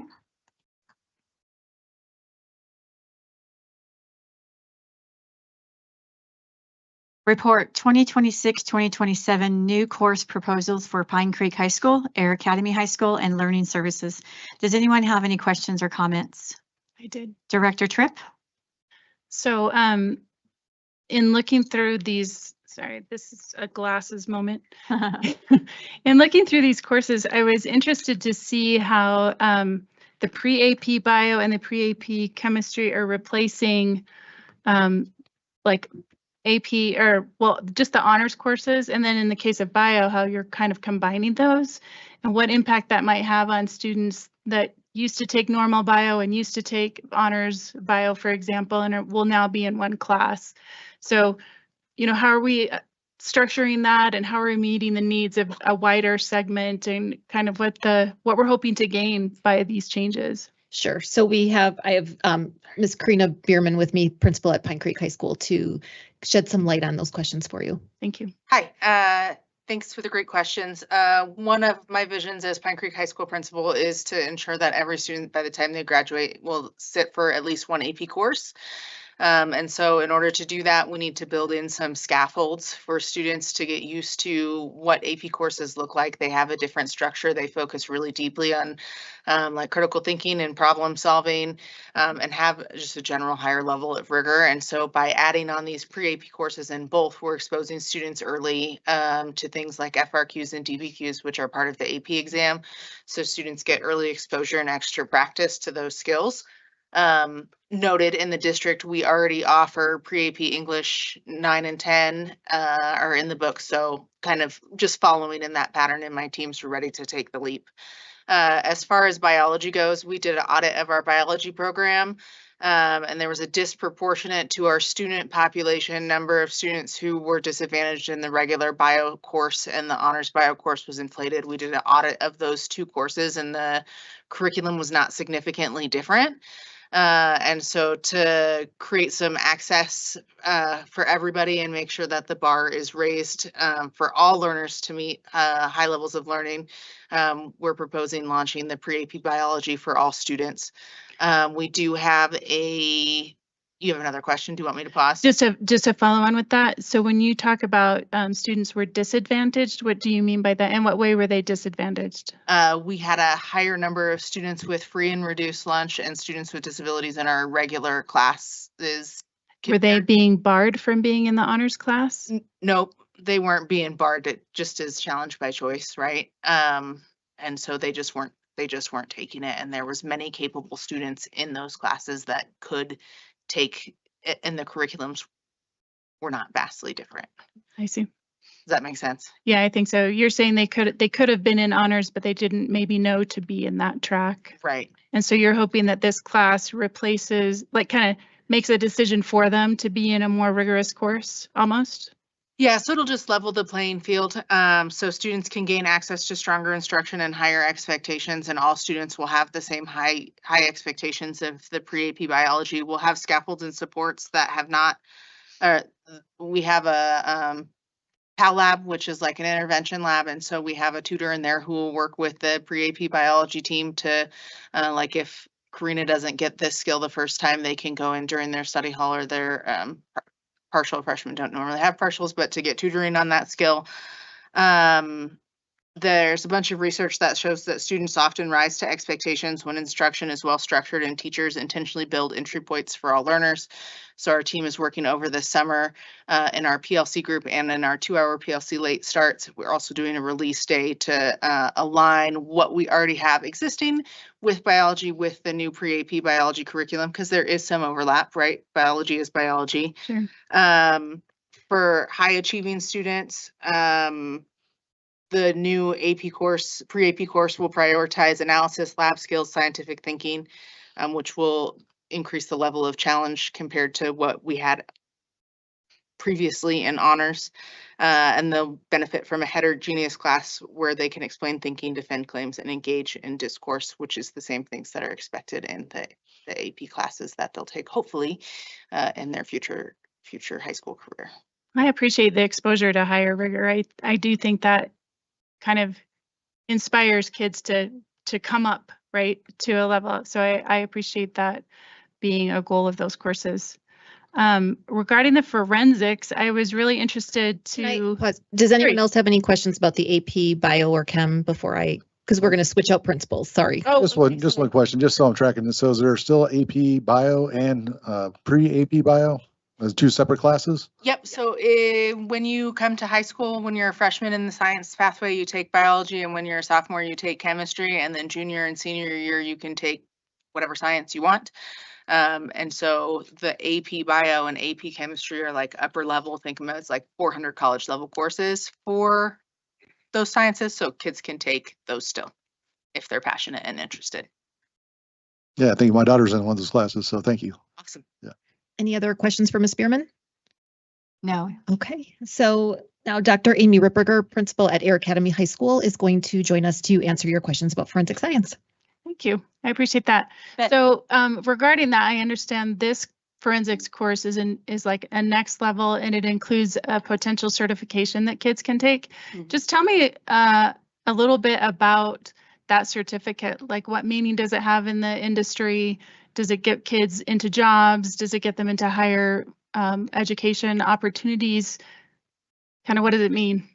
Yeah, in short, it does. It's not a certification that is necessarily required for any single employment opportunity. But I think the idea here is to give kids better exposure and preparation for the myriad of careers that they could potentially pursue in that forensic pathway. This one specifically, when we looked up they consider it to be an industry recognized credential for a crime scene technician, which is what the forensic science courses really focus on. And so our teachers, when we have high interest in this strand, currently we have forensic science 1, forensic science 2, and we have a lot of students right now that are juniors that are saying, can we take more? We also have students that have graduated and have gone on to pursue careers in this area and have come back and talked to our teachers about how helpful this was as exposure to these ideas. I think the second piece of your question has to do with, is it going to make them marketable for jobs and tech colleges and college applications and things like that? And in general, I think it does. Just my experience in other high schools, I can tell you that not every high school, not every school district is able to provide the opportunities that we can here in D20. I think that's one of our strengths. And so this seems like it's a natural next progression to bring that on board. Thank you for responding to the interest and the need in your school community. I think that's great that you can hear that and then, push into providing more opportunities. So thank you for doing that. You bet. Any other questions for Dr. Ripperger? No. We had one more course, which I'm going to bring up Andy Ruskin, Director for Literacy, and her team.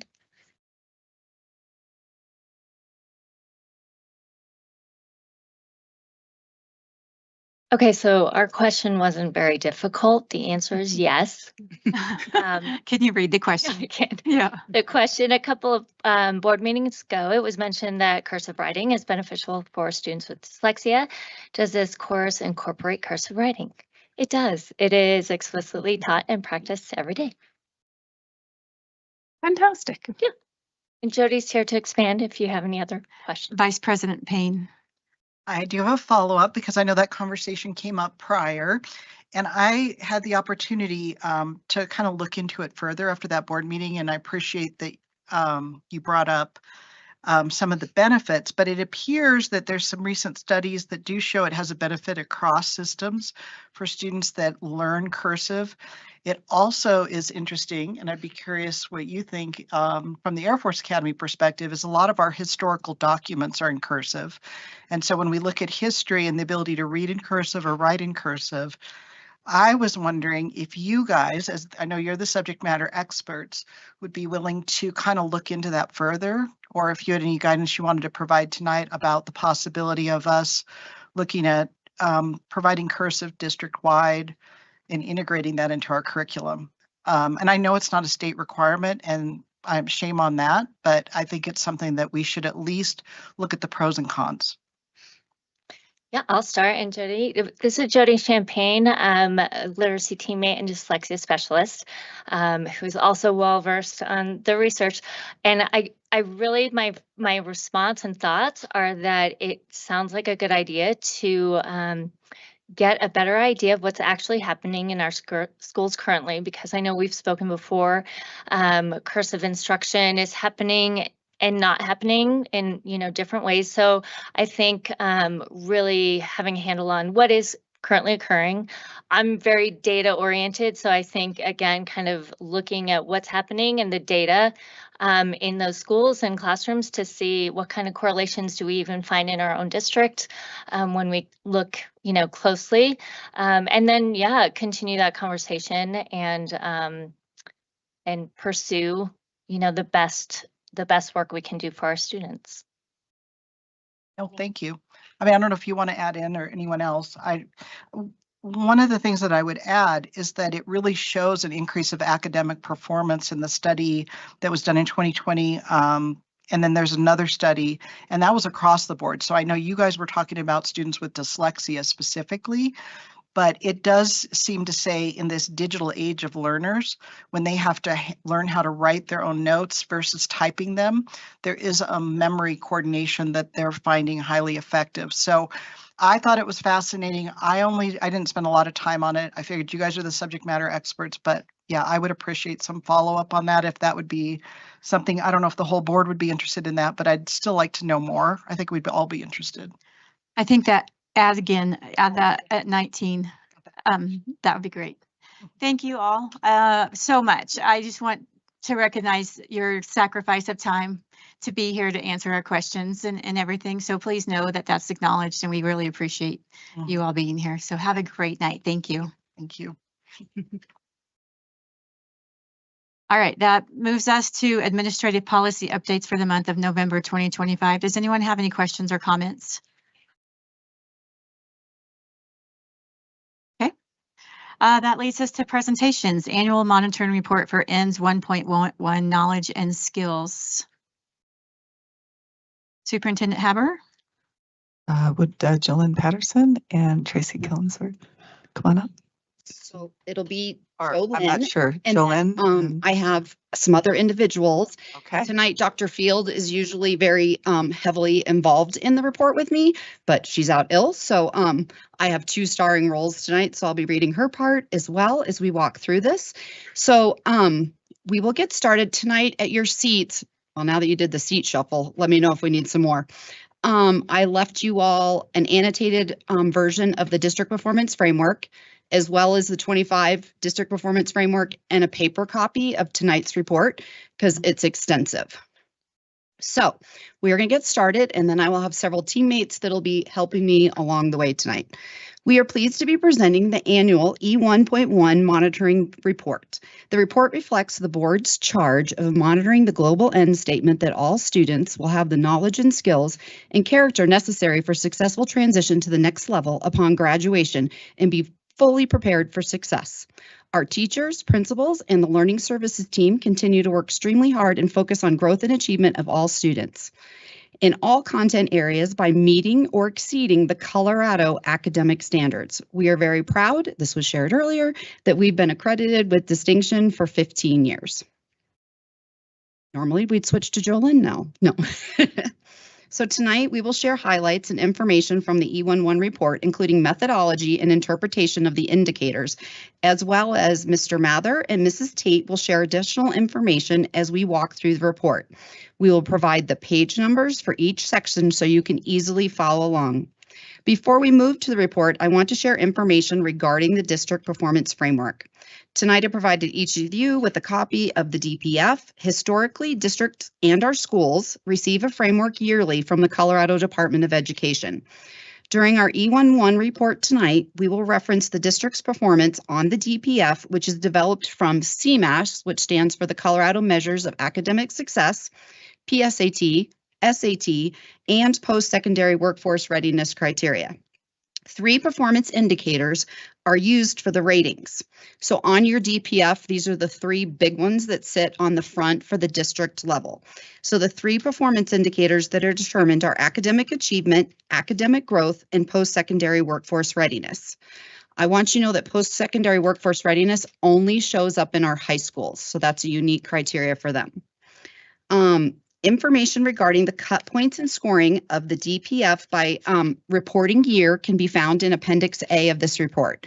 You will notice each has a unique set of cut points. Tonight we'll be referring to 2025. So this looks at all the data and information from last year's school year. So when you think fall of 24 to spring of 25, and in spring of 25, we took our CMAS test, and that's where a lot of the data comes from. Couple things to keep in mind at the elementary and middle level. Growth accounts for 60% of our score on the DPF, and achievement accounts for 40% of our score. At the high school level, achievement is worth 30% of the scores, growth 40%, and post-secondary workforce readiness at 30%. We also need to remember that in 2022, and you'll notice this in the report, that growth data was limited due to the every other grade level testing in 2021 due to COVID. So we had very unique testing years that year. In 2021, the E1.1 report began including MAP growth as a local data at the board's request. We have continued to provide this data yearly. However, this data is provided for additional information. It is not used in calculations for this monitoring report. And we give the math growth assessment 2 to 3 times a year. Kindergarten through 8th grade does it 3 times a year, and our high schools administer that assessment twice a year. As we walk through this report, it's important to note what MAP growth and CMAS are assessing. The MAP growth assessment is aligned to the Colorado academic standards. This assessment provides teachers with the students' instructional level. So where are kids ready to learn? Which is different than CMAS. CMAS provides performance levels, identifying what grade level standards students have mastered. MAP Growth completed a linking study that provides us with predictive data for CMAS performance, including PSAT, SAT. And I want you to know, prior to MAP Growth just changed their norms, so we're updating visualizations right now. But prior to that, we had local visualizations that we built looking at those correlations. So we were able to prove internally. I can see Tacey shaking her head because she was in learning services with me at that point when we were doing a lot of that work. And so we were able to verify that. So now we are going to begin on page 2 of the report.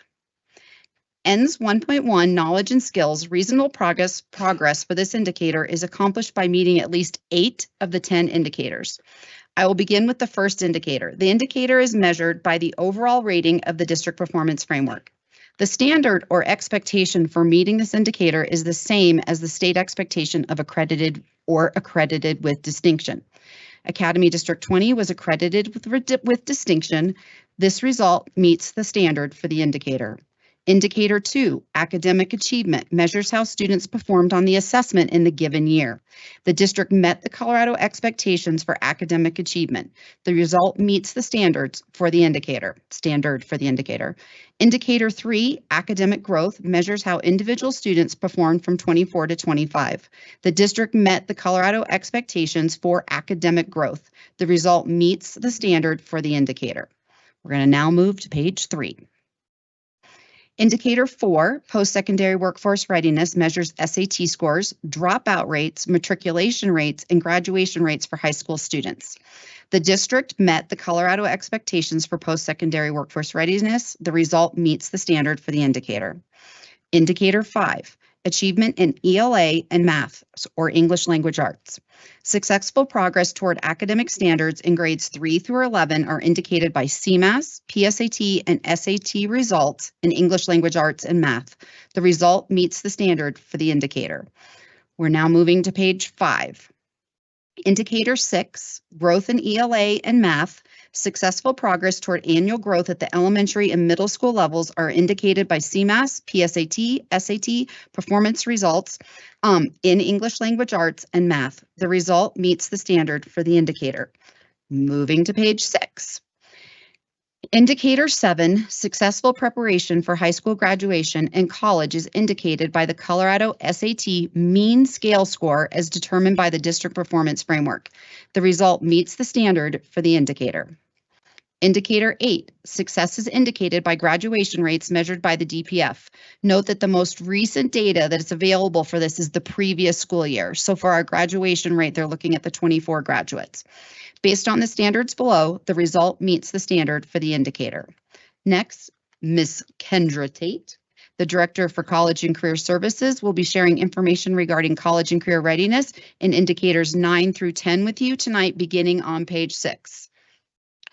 Indicator 9, ICAP Individual Career and Academic Plan is a multi-year process that intentionally guides students and families in the exploration of career, academic, and post-secondary opportunities. With the support of adults, students develop the awareness, knowledge, and attitudes and skills to create their own meaningful and powerful pathway toward post-secondary and workforce readiness, PWR.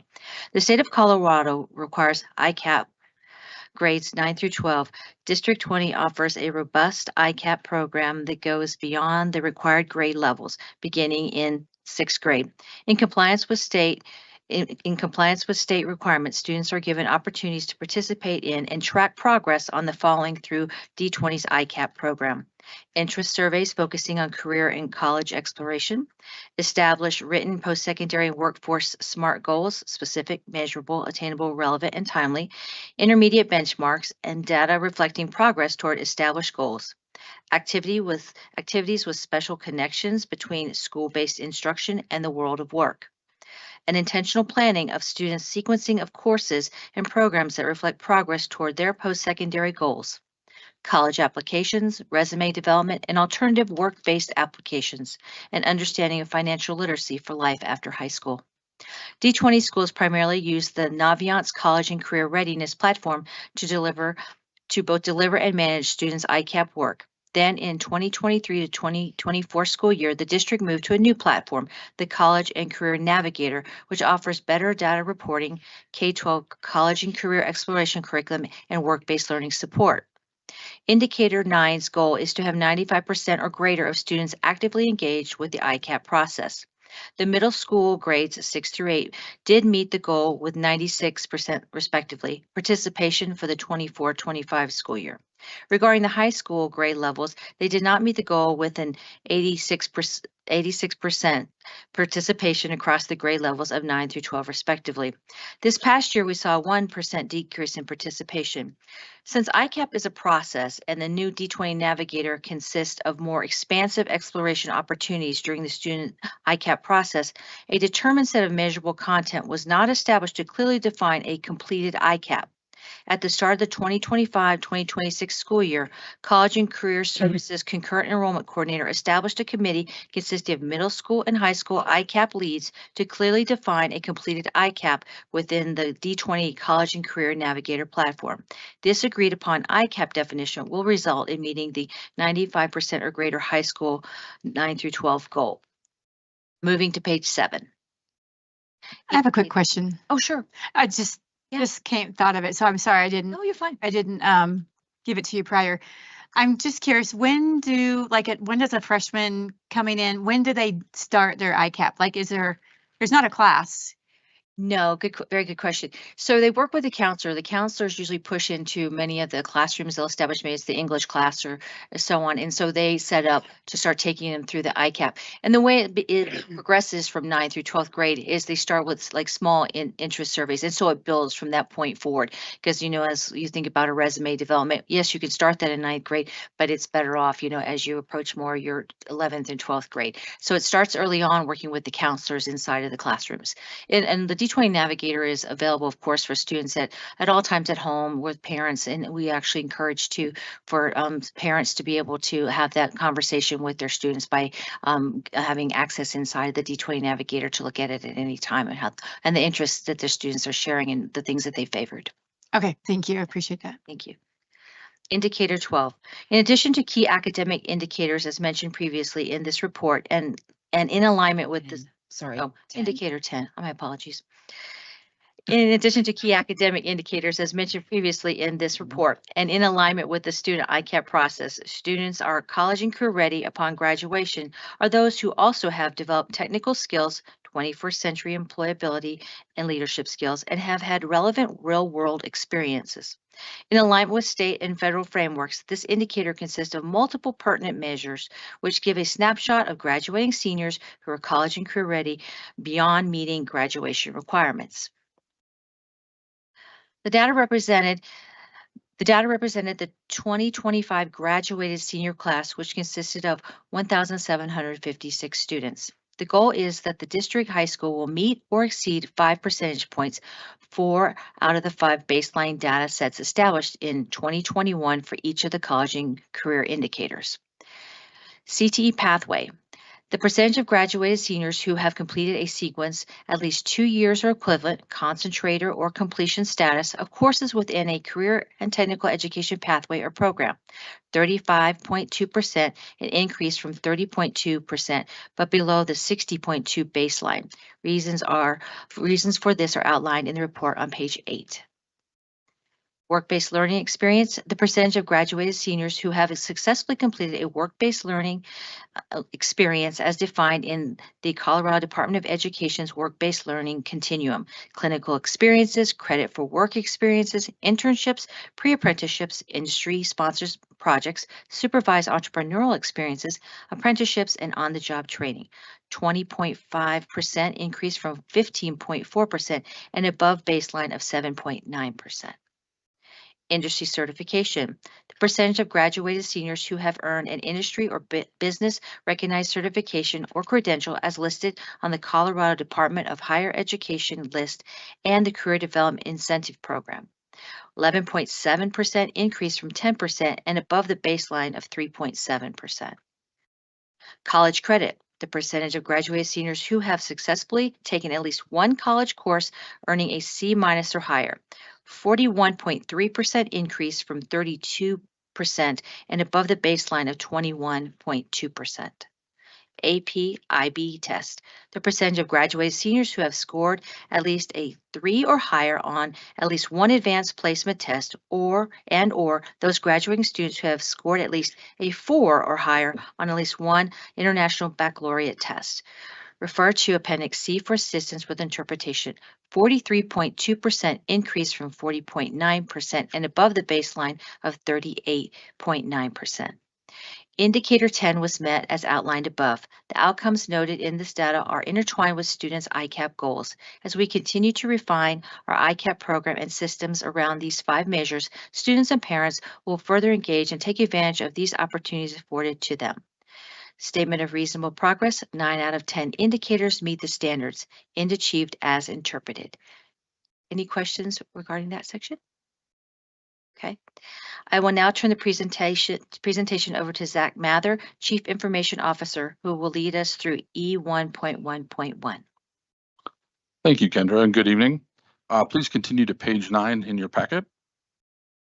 E111 was updated in 2021 to align with students' proficiency of tools, techniques, and technologies with the continued implementation of the district digital resource philosophy, which states, digital resources should be used to enrich learning, promote student achievement, and advance students towards deep, authentic learning in a healthy, balanced, and safe digital environment that is representative of the ever-changing, digitized modern world. For a reference, a link to the complete digital resource philosophy and belief statements is included in the electronic board packet. The first indicator of E111 is measured by ensuring all students have access to digital tools to support their learning. The 2021 to 22 school year served as the baseline year for the district's implementation of the one-to-one district provided device program for students in grades 3 through 12 and a 3-to-1 iPad ratio for students in kindergarten through 2nd grade. Moving to page 10, ongoing district investments in student devices are reflected in graph 1, which illustrates that each student in grades 3 through 12 has access to a Windows laptop. Device inventory exceeds enrollment numbers to accommodate fluctuations in student enrollment and device repairs. Graph 2 shows data for iPad to student ratio in kindergarten through 2nd grade. During the 2019 replenishment program evaluation, input from building administrators led to the adoption of a 3-to-1 iPad ratio, a recommendation supported by elementary principals. Some schools have further improved their ratios to 2-to-1 or even 1-to-1 through additional device purchases. Based on the data, the district meets the standard for this indicator. Every year, we have some students who choose to bring their own device, or BYOD, as those numbers fluctuate from year to year. These are largely due to online students at Village High School. Many parents appreciate the affordability and reliability of district-maintained devices, and teachers value the streamlined instructional experience when all students use standardized equipment. Access to on-demand devices has also increased instructional time by eliminating delays associated with sharing devices or transitioning to computer labs. Students can now fully engage in lessons and leverage digital tools for enhanced learning outcomes. One example of the impact on teaching and learning when every student has a device can be seen at Village Middle School. During school orientation, all Village Middle School students are trained on how to use AI as a thought partner instead of having AI do work for them. Students learn how to write effective prompts and are given access to tools in Magic School AI, our district-wide enterprise AI platform. Magic School AI has a K-12 focus and gives teachers full transparency into what students are typing and what the chatbot is answering. When students need just-in-time tutoring support as they are learning new concepts, they can turn to the chatbot to ask for help if a teacher is busy helping others. For example, they can ask for a concept to be explained in a different way or get feedback on their work. Having access to a device, along with training on how to best use it for learning, is crucial when students are learning at their own pace. The second indicator of E111 ensures all students have access to district-funded tools and technologies. The district provides funding and robust support for 2 primary learning management systems, Seesaw for pre-K through grade 2, and Schoology for all other grades. Additionally, all staff and students have access to Microsoft Office Suite and Google Workspace for education. Professional learning opportunities, detailed in Appendix D on page 25, have been offered to staff throughout the 24-25 school year to support effective use of these platforms. All right, moving back to page 11, graph 3 represents the number of unique Schoology users for staff, students, and parents. The trend remains consistent over the past 5 years at an average of over 17,000 student logins per month. The login trend is indicative that Schoology is being utilized consistently. Graph 4 on page 12 illustrates usage trends for Seesaw. The 2024-25 school year was the second year that the district paid for Seesaw access for all pre-K through 2nd grade classrooms. The goal is to provide additional support and professional learning opportunities to continue to increase the usage of Seesaw for our youngest learners. Feedback indicates that families value the consistency and streamlined workflows these platforms offer. Additionally, the menu of options has grown dramatically over the past few years due to the demand for integrated applications and curriculum, highlighting the importance of single sign-on for access. The use of anytime, anywhere digital access to the learning environment has become a cultural norm in the district. Graph 5 on page 12 highlights the utilization of Microsoft Teams, which varies based on needs, but continues to support activities such as virtual parent-teacher conferences, professional learning, and board meetings. These tools have enhanced the learning environment in our ever-changing digitized modern world. Statement of reasonable progress for E111. 2 of the 2 indicators met the standards and align with the district digital resource philosophy's 3rd belief statement, which reads, "We believe safe, fair, and equitable access to digital resources is paramount, and that technology and digital resources should be supported by appropriate investment in equipment and infrastructure to ensure equitable access to current tools and resources for all, and provide a robust suite of appropriate digital resources to support timely access to learning. As a result, the end is achieved as interpreted." Ms. Patterson, you can continue. I have a quick question, if Sure. I may. I'm sorry again. Just came up when you were talking. Technology advances so quickly, right? So I'm just curious, are you still happy with our current choice of technology, devices, equipment for our students? Or is there something that's come up that you might feel would be better? So that's a very good question. We're actually going to be having a DTAC starting in January to address that. It's been 5 years since we've done this program and really kind of ask those questions to our various stakeholders to say, hey, what's working, what's not, what can we improve? What are things that we should be focusing on as we go forward? Because you're right, a lot has changed even since COVID in terms of what technology is useful or what we should be looking at in the future. So, yep. Wonderful. Thank you. I appreciate that.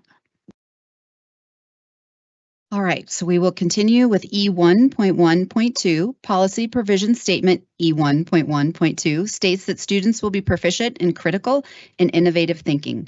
Reasonable progress is accomplished by meeting the indicator.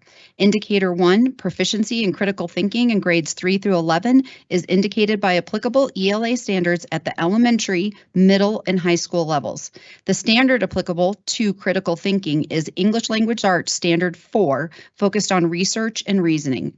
For CMAS, district students will meet or exceed the state expectation cut points as reported in the DPF, and students will meet or exceed in English Language Arts. Please refer to Appendix E on page 29, which provides evidence of curricular clubs and activities being offered at various schools across the district. So that's a data point that we've collected over the years and shared out during this report. Statement of reasonable progress, the district met the indicator, therefore the end is achieved as interpreted. So next, Dr. Field loves this part because she gets to tell you stories about schools. So I'm going to tell you some school stories now. So this story comes from Eagle View Middle School, and Dr. Amelia Tremillos, which tonight was exciting. We saw her. I was like, oh, I know her, but I didn't know her yet. So now I know her. A language arts teacher at Eagle View Middle School and a member of the D20 AI Educators Fall cohort helped her students connect with science standards in her classroom as they applied the scientific method to evaluating bias in artificial intelligence. Students engaged with Google's Teachable Machine, an online AI model, to test their hypothesis about whether users can trust generative AI tools. It's also an English arts test. They taught the AI model to distinguish between images of fruits and vegetables, then tested the model to determine if the generated biased information based on how they trained it. For example, if the only apple used in training was red, did the AI model know how to identify a green apple? Students learn generative AI is biased based on the data it is trained on and is limited or reflects the bias of the humans who train it. Across our schools, there are many stories like this where students are applying critical thinking skills as they learn about emerging technologies like generative AI. I feel like I'm saying that wrong, but I think that's right. Okay, You're doing great. In my You're doing head, it great. was not sounding good. Okay, we will move on to page 15. Policy Provision Statement E1.1.3 states students will be proficient in problem solving. Reasonable progress is accomplished by meeting one of the indicators below. Indicator 1, proficiency in problem solving in grades 3 through 11 is indicated by applicable math standards at the elementary, middle, and high school levels. The result meets the standard for the indicator.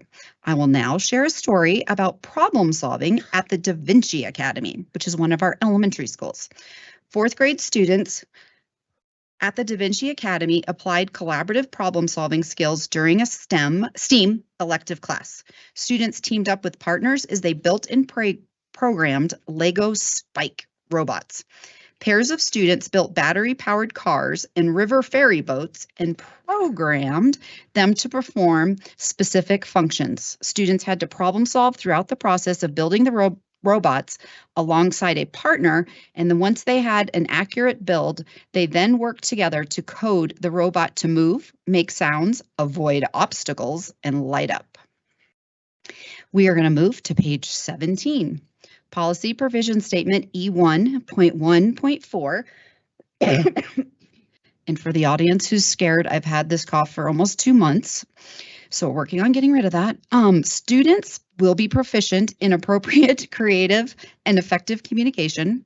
Indicator 1, proficiency is appropriate, creative, and effective communication in grades 3 through 11 is indicated by CMAS English Language Arts standards at the elementary, middle, and high school level. The standards applicable to appropriate, creative, and effective communication include the CMAS English Language Arts standards 2 and 3. Based on the standards, the result meets the standard for the indicator. Page 18. Indicator 2, proficiency in appropriate, creative, and effective communications in grade 3 through 11 is indicated by CMAS math standards at the elementary, middle, and high school levels. Based on the standard, the result meets the standard for the indicator. Again, curricular clubs and activities are represented in Appendix E on page 29 to provide evidence of these clubs and activities being offered at various schools across the district. Okay, statement of reasonable progress. 2 out of 2 indicators meet the standards. The end is achieved as it interpreted. I will now share a story from Pine Creek High School. The example I'm sharing is from Pine Creek High School Graphic Design 1 class. When we think of communication, we often think of written or verbal communication, but Pine Creek students are demonstrating that visual communication is an important skill. Sorry about that. Students were asked with creating an original screen point style movie poster using Adobe Photoshop. They were limited to a set of parameters, and the poster was expected to communicate the genre of the movie through original graphics and choice of colors. The goal is for viewers to be able to look at the movie poster and know exactly what kind of movie it is through visual communication. So in a second, we'll pause for questions. One person that I want to thank the Learning Services lead team because they do a lot of work to support this work.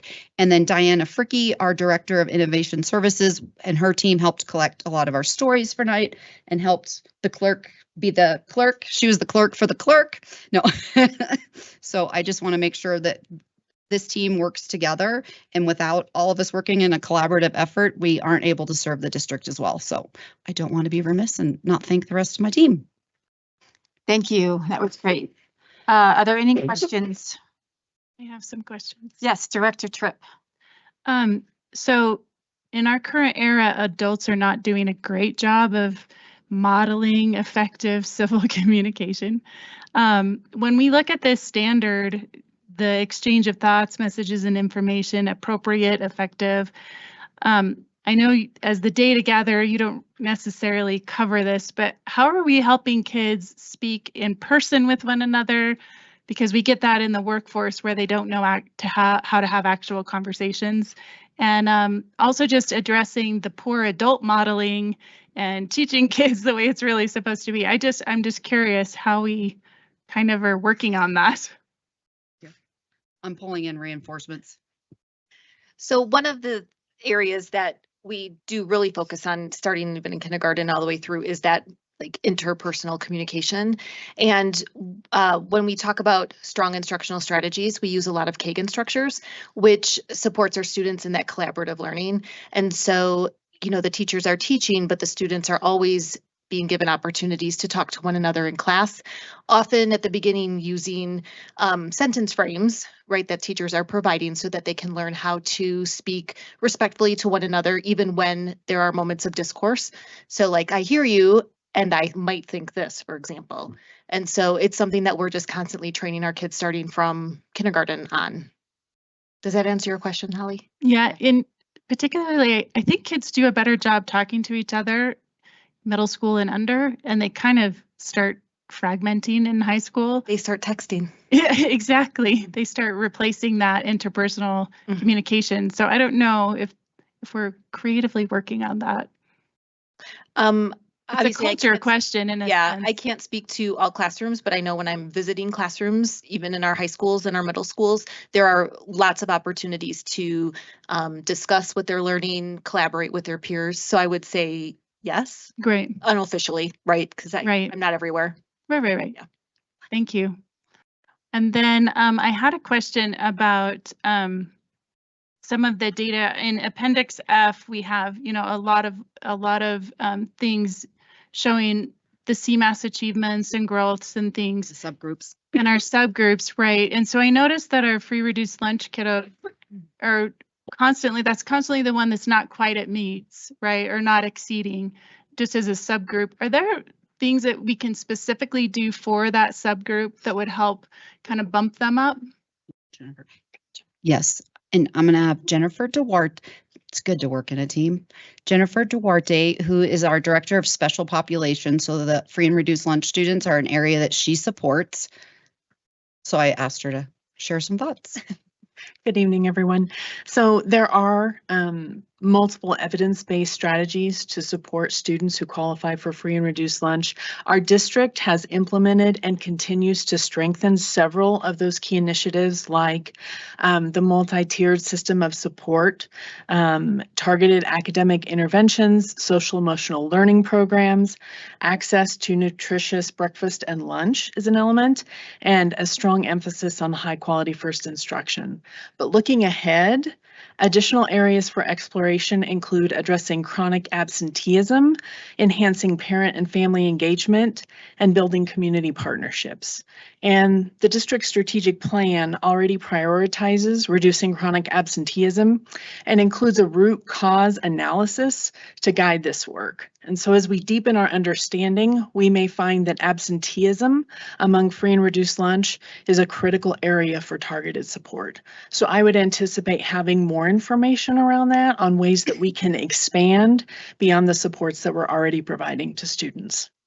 Is there a way that we can support parents to support those kids better? Because I know what happens at home can really make a difference too. Absolutely. And so parent and family engagement is a critical part of that, and helping them to understand the importance of attendance and how that can impact their student, and then ways that we can help maybe reduce barriers so that we do see those students in school more frequently. Absolutely. That's really important.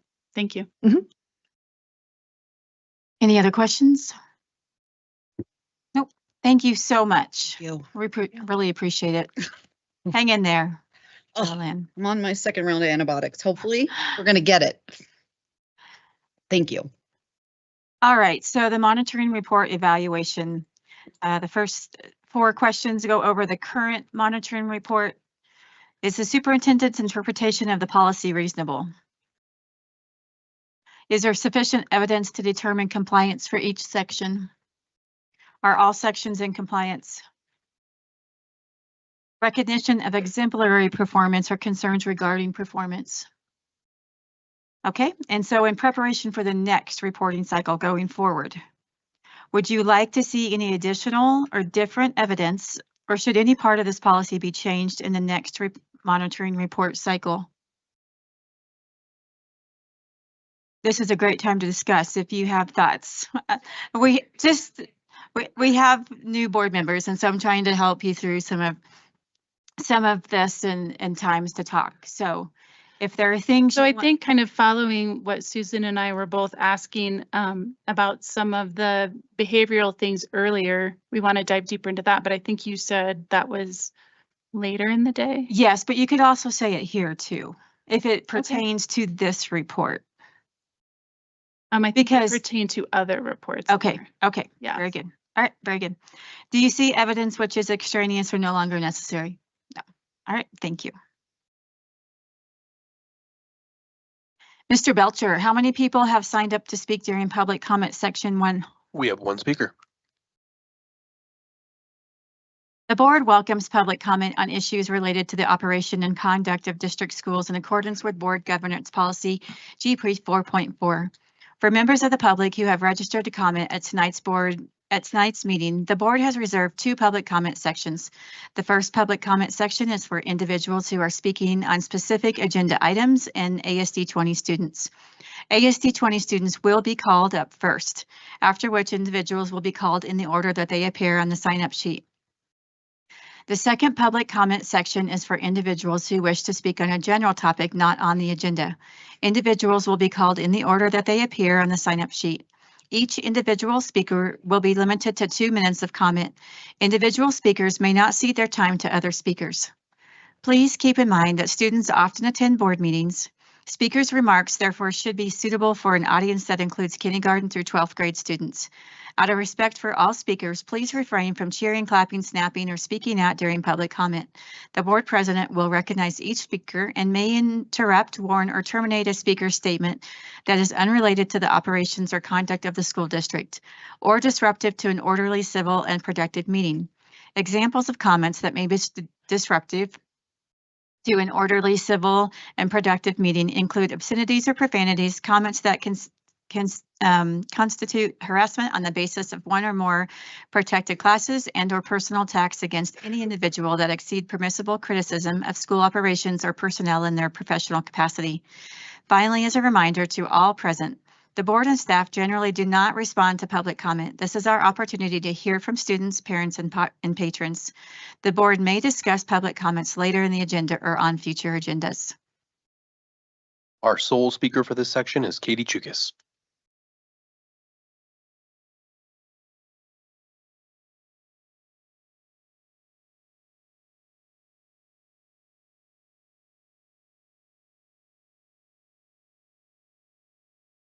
Okay, my name is Catherine Chukas. I live in the district. I'm an Air Academy High School parent. I'm the SAC parent co-chair. I have comments about item 13D about new high school courses. Again, as a current high school parent, I have a lot of perspective about high school science and all the AP science classes that my kids have taken in the past 3 years, and everyone in our family has opinions about the most challenging AP science course. And I really encourage the variety of science classes like those outlined. However, the curriculum associated with pre-AP science cost a significant amount of money. To make this clear, District 20 pays for this curriculum, not parents. It's only parents who pay the test fees for the May tests. Please consider using precious discretionary funds the district has to ensure that we're not punishing financially any high school site from offering AP and pre-AP courses. I know many of you have not been on the board very long, and you probably didn't attend board meetings before you were elected.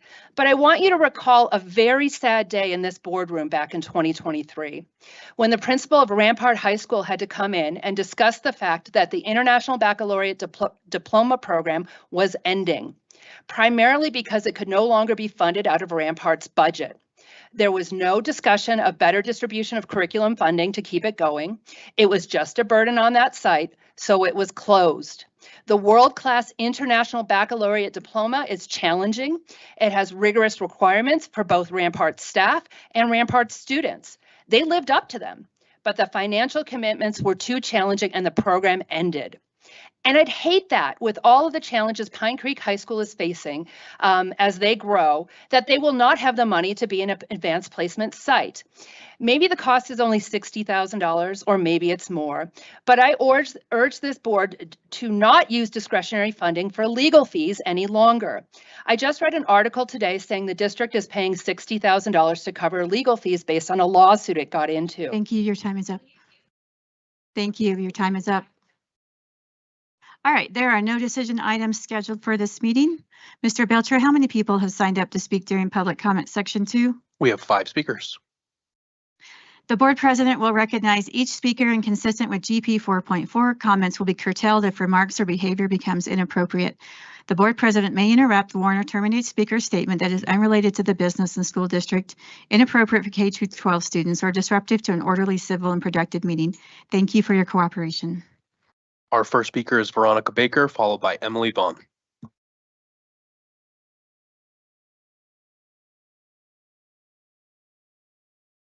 Tonight, I'd like to share some important concerns regarding the District 20 Transition Program, which serves eligible students with IEP services after they complete their senior year.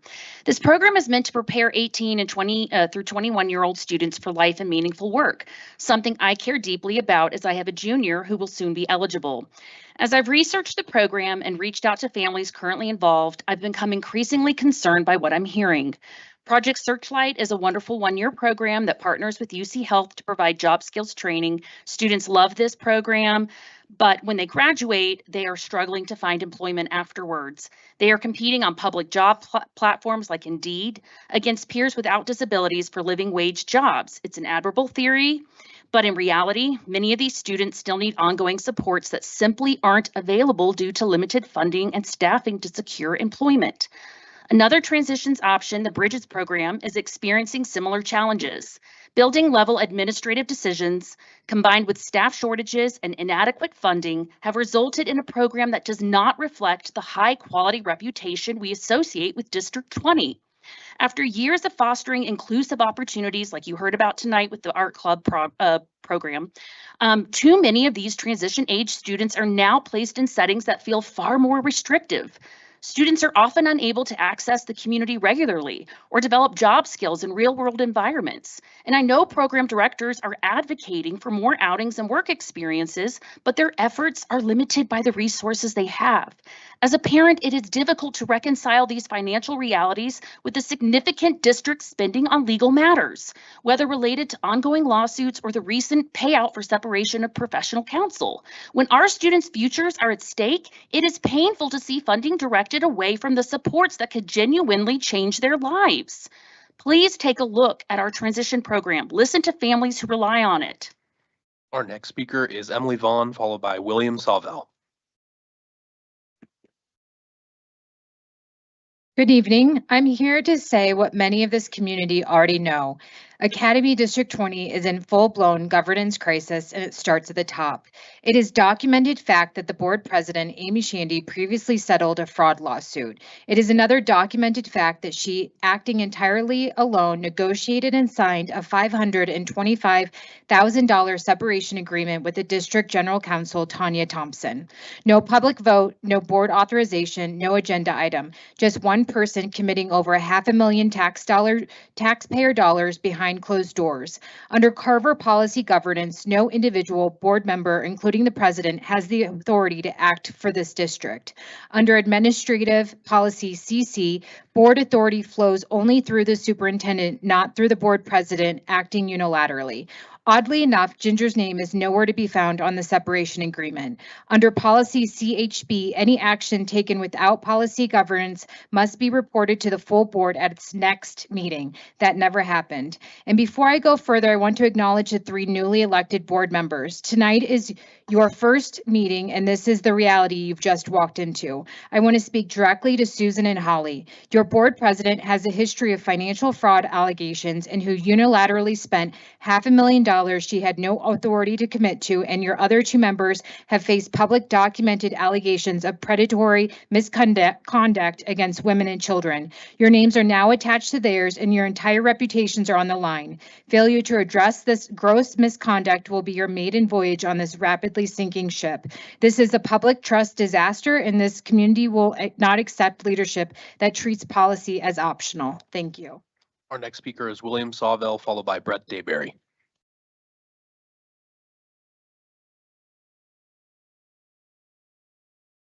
Good evening.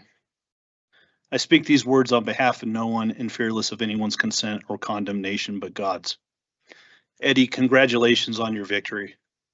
It's much deserved and necessary for common sense at this time. But I also present a warning. I suspect you've already heard a commonly tainted version of Esther 4:14, that you were born for such a time as this. However, there was a preceding condition that's often ignored. If you remain completely silent at this time, relief and deliverance will arise for the Jews from another place, but you and your father's house will perish. You are about to embark on a difficult path and experience an immense pressure like never before. Sadly, not just from one side, but also from ones claiming to stand beside you, but who move only when there is personal gain. I encourage you, as I have so many others, to remember this in your task. Guard yourself from dishonesty and deception, which will come from ideologues, administrators, deviously crafted committees, also from peers and so-called advocates or accountability groups. Always research for yourself to find the truth that is necessary to accomplish the task you've been elected for. Protect and educate the children in the ways of the Lord. Thank you. Our next commenter intends to read from a book labeled as young adult content and has followed the process outlined in GP 4.4 and the public comment sign-up form. The book is titled Almost Perfect and is located in Rampart High School's library. Before this comment begins, we want to allow students or those who do not wish to hear potentially adult or sensitive content the opportunity to turn off the stream or leave the room at this time. Our next commenter is Brett Dayberry, and I will give you a signal when we have waited approximately 30 seconds for those wishing to leave.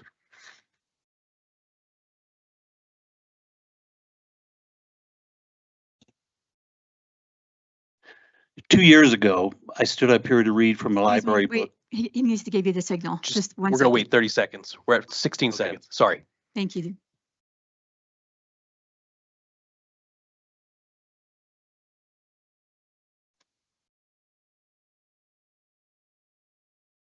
We are good to go. Thank you.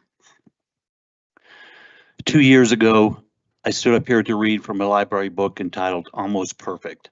At that meeting, I was illegally and forcefully removed. 2 months ago, President Shandy made these remarks, quote, "I think any book, any resource that belongs to D20, we should be proud of.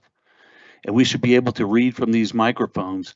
And if it's a problem, then maybe it doesn't belong in our district." Last month, policy GP 4.4, which changed to reflect our First Amendment right to read from books in the libraries.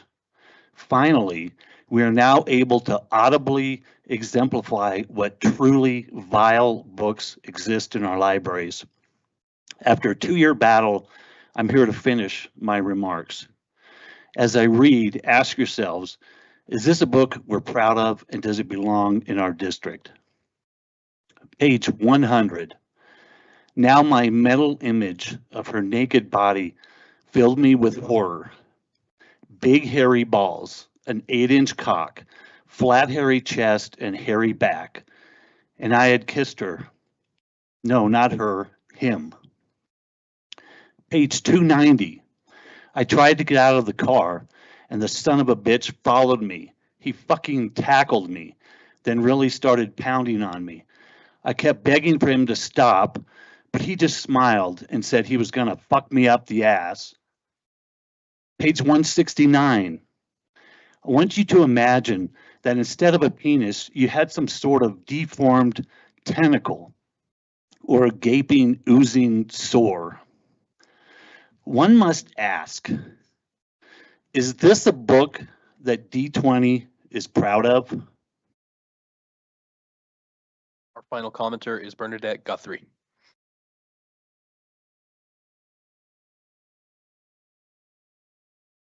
That one. I'd like to begin by recognizing our newly seated board members. You now represent the entire community, including the very involved parents you ran against, who were subjected to harmful and false attacks during the campaign.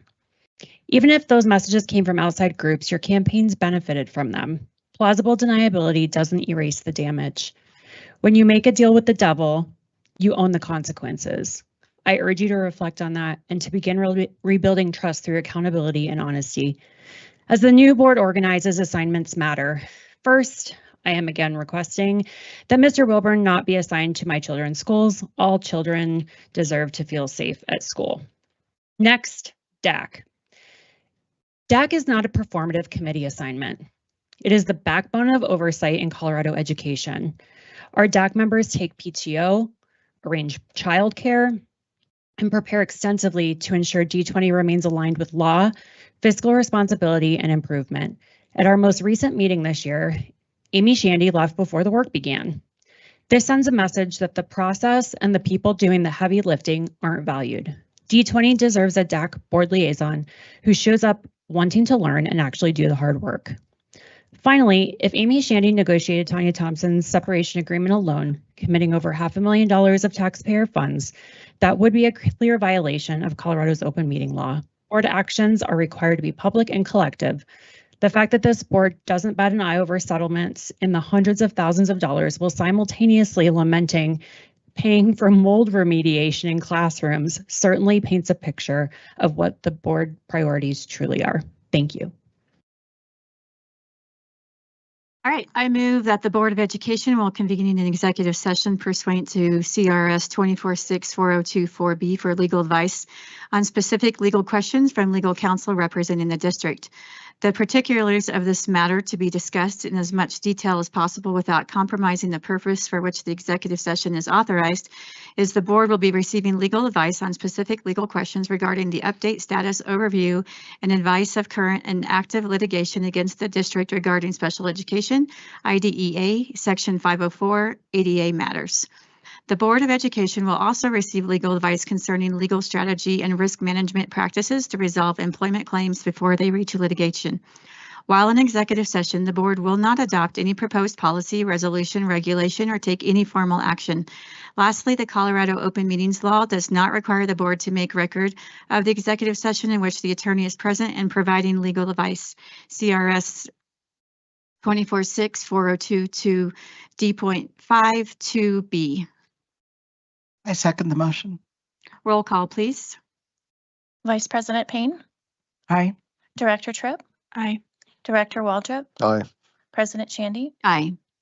The executive session will be held in Superintendent Haberer's office, and invited to the executive session are myself, President Amy Shandy, Director Derek Wilburn, he will not be there, Director Susan Payne, Director Holly Tripp, Director Eddie Waldrop. Also invited are Superintendent Ginger Haberer, Miss Becky Allen, Mr. Cameron Smart, Mr. Mark Belcher, Dr. Belinda Lujan Lindsay, Miss Sarah Ricci, Mrs. Jaleesa Stewart, Dr. Becky Harris, Mrs. Tacey Killingsworth, Mr. John Stanek, and Miss Kristen Edgar. We will take a 10-minute break to reconvene in Superintendent Haber's office for executive session.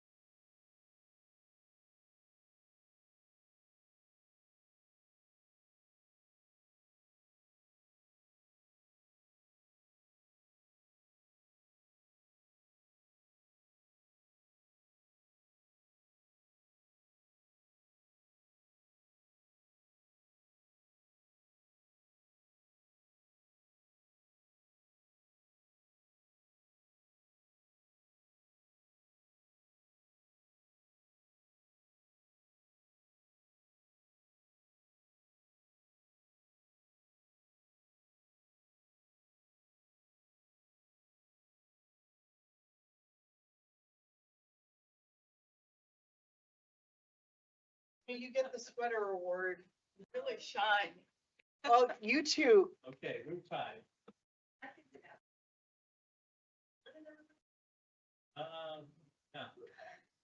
Yeah.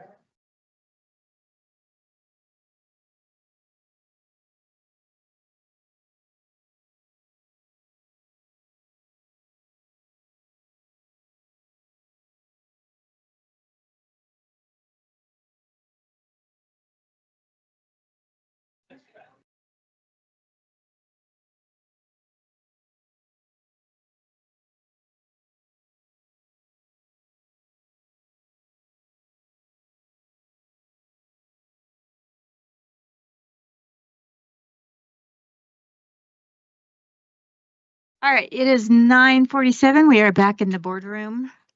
Superintendent Haber, do you have any clarifications or next steps?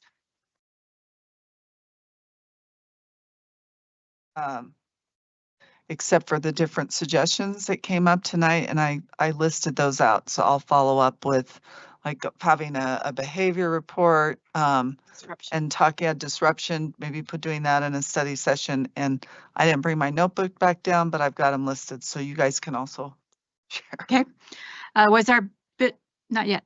Was our business this evening focused on activities that promote and honor our mission statement, our belief statements, and our global end statement that reminds us that all students will have the knowledge, skills, and character necessary for successful transition to the next level, and upon graduation will be fully prepared for success?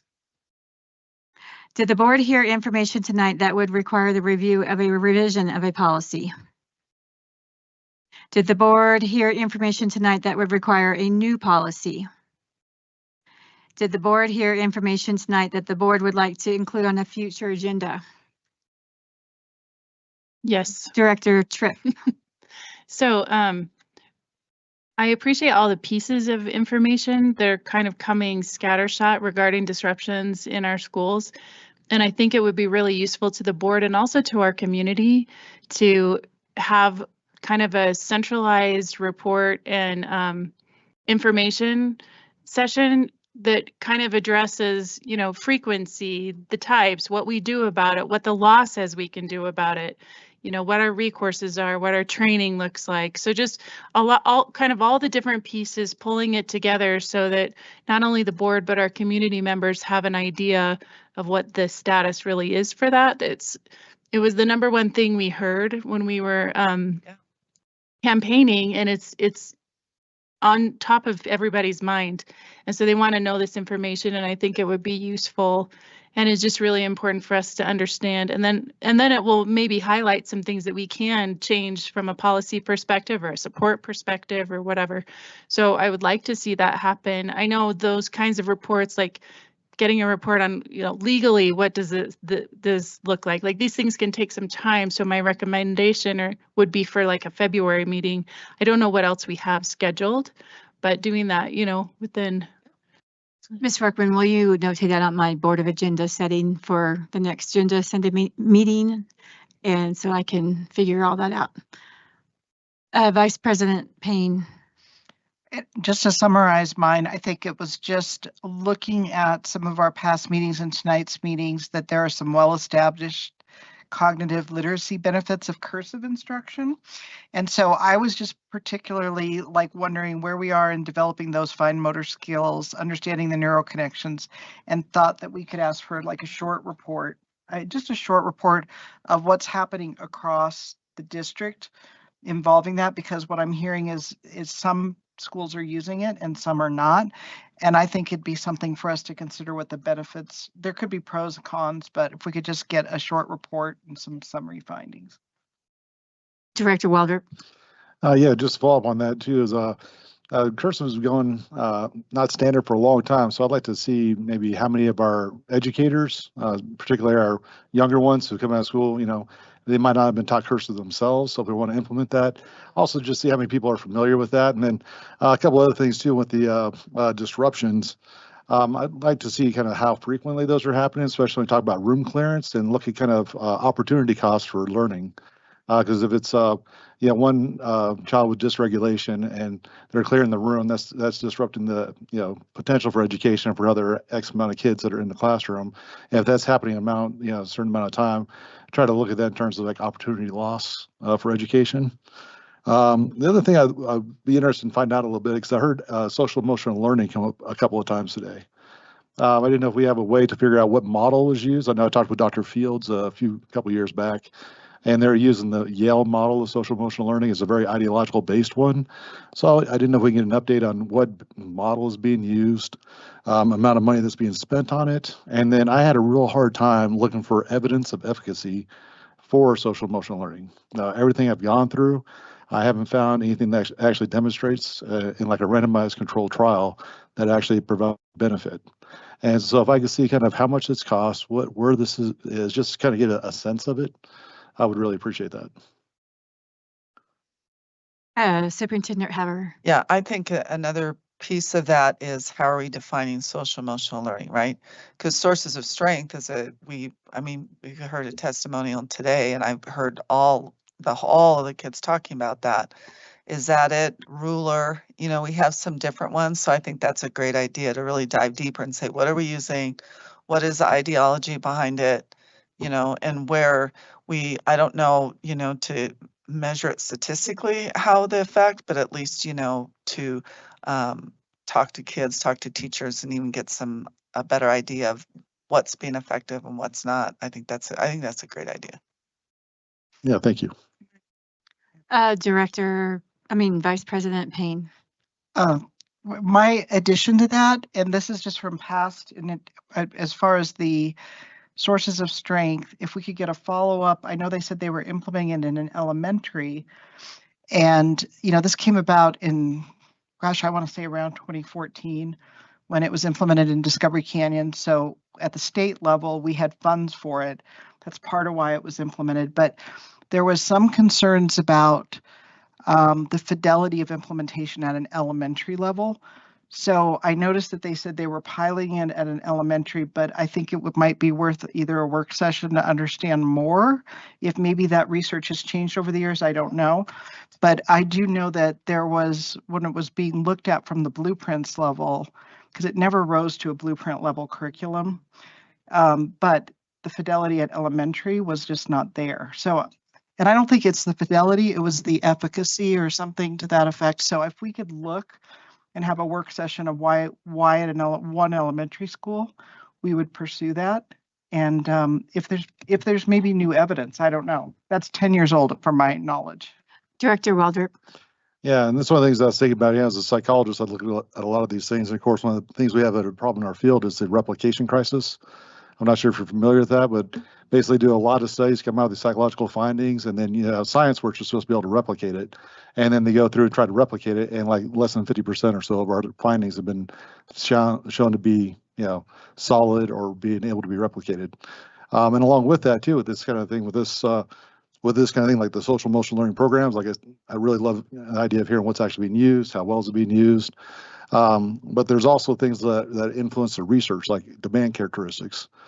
Sometimes people they enjoy the program, they have benefit because they're getting more attention because it's there too. So there's a lot of those things in terms of like teasing apart kind of research. We don't have to go into all those nuances, but that's what I appreciate, just getting a good look at those things. Yeah. Okay. There are 9 people watching the live stream. This meeting is adjourned.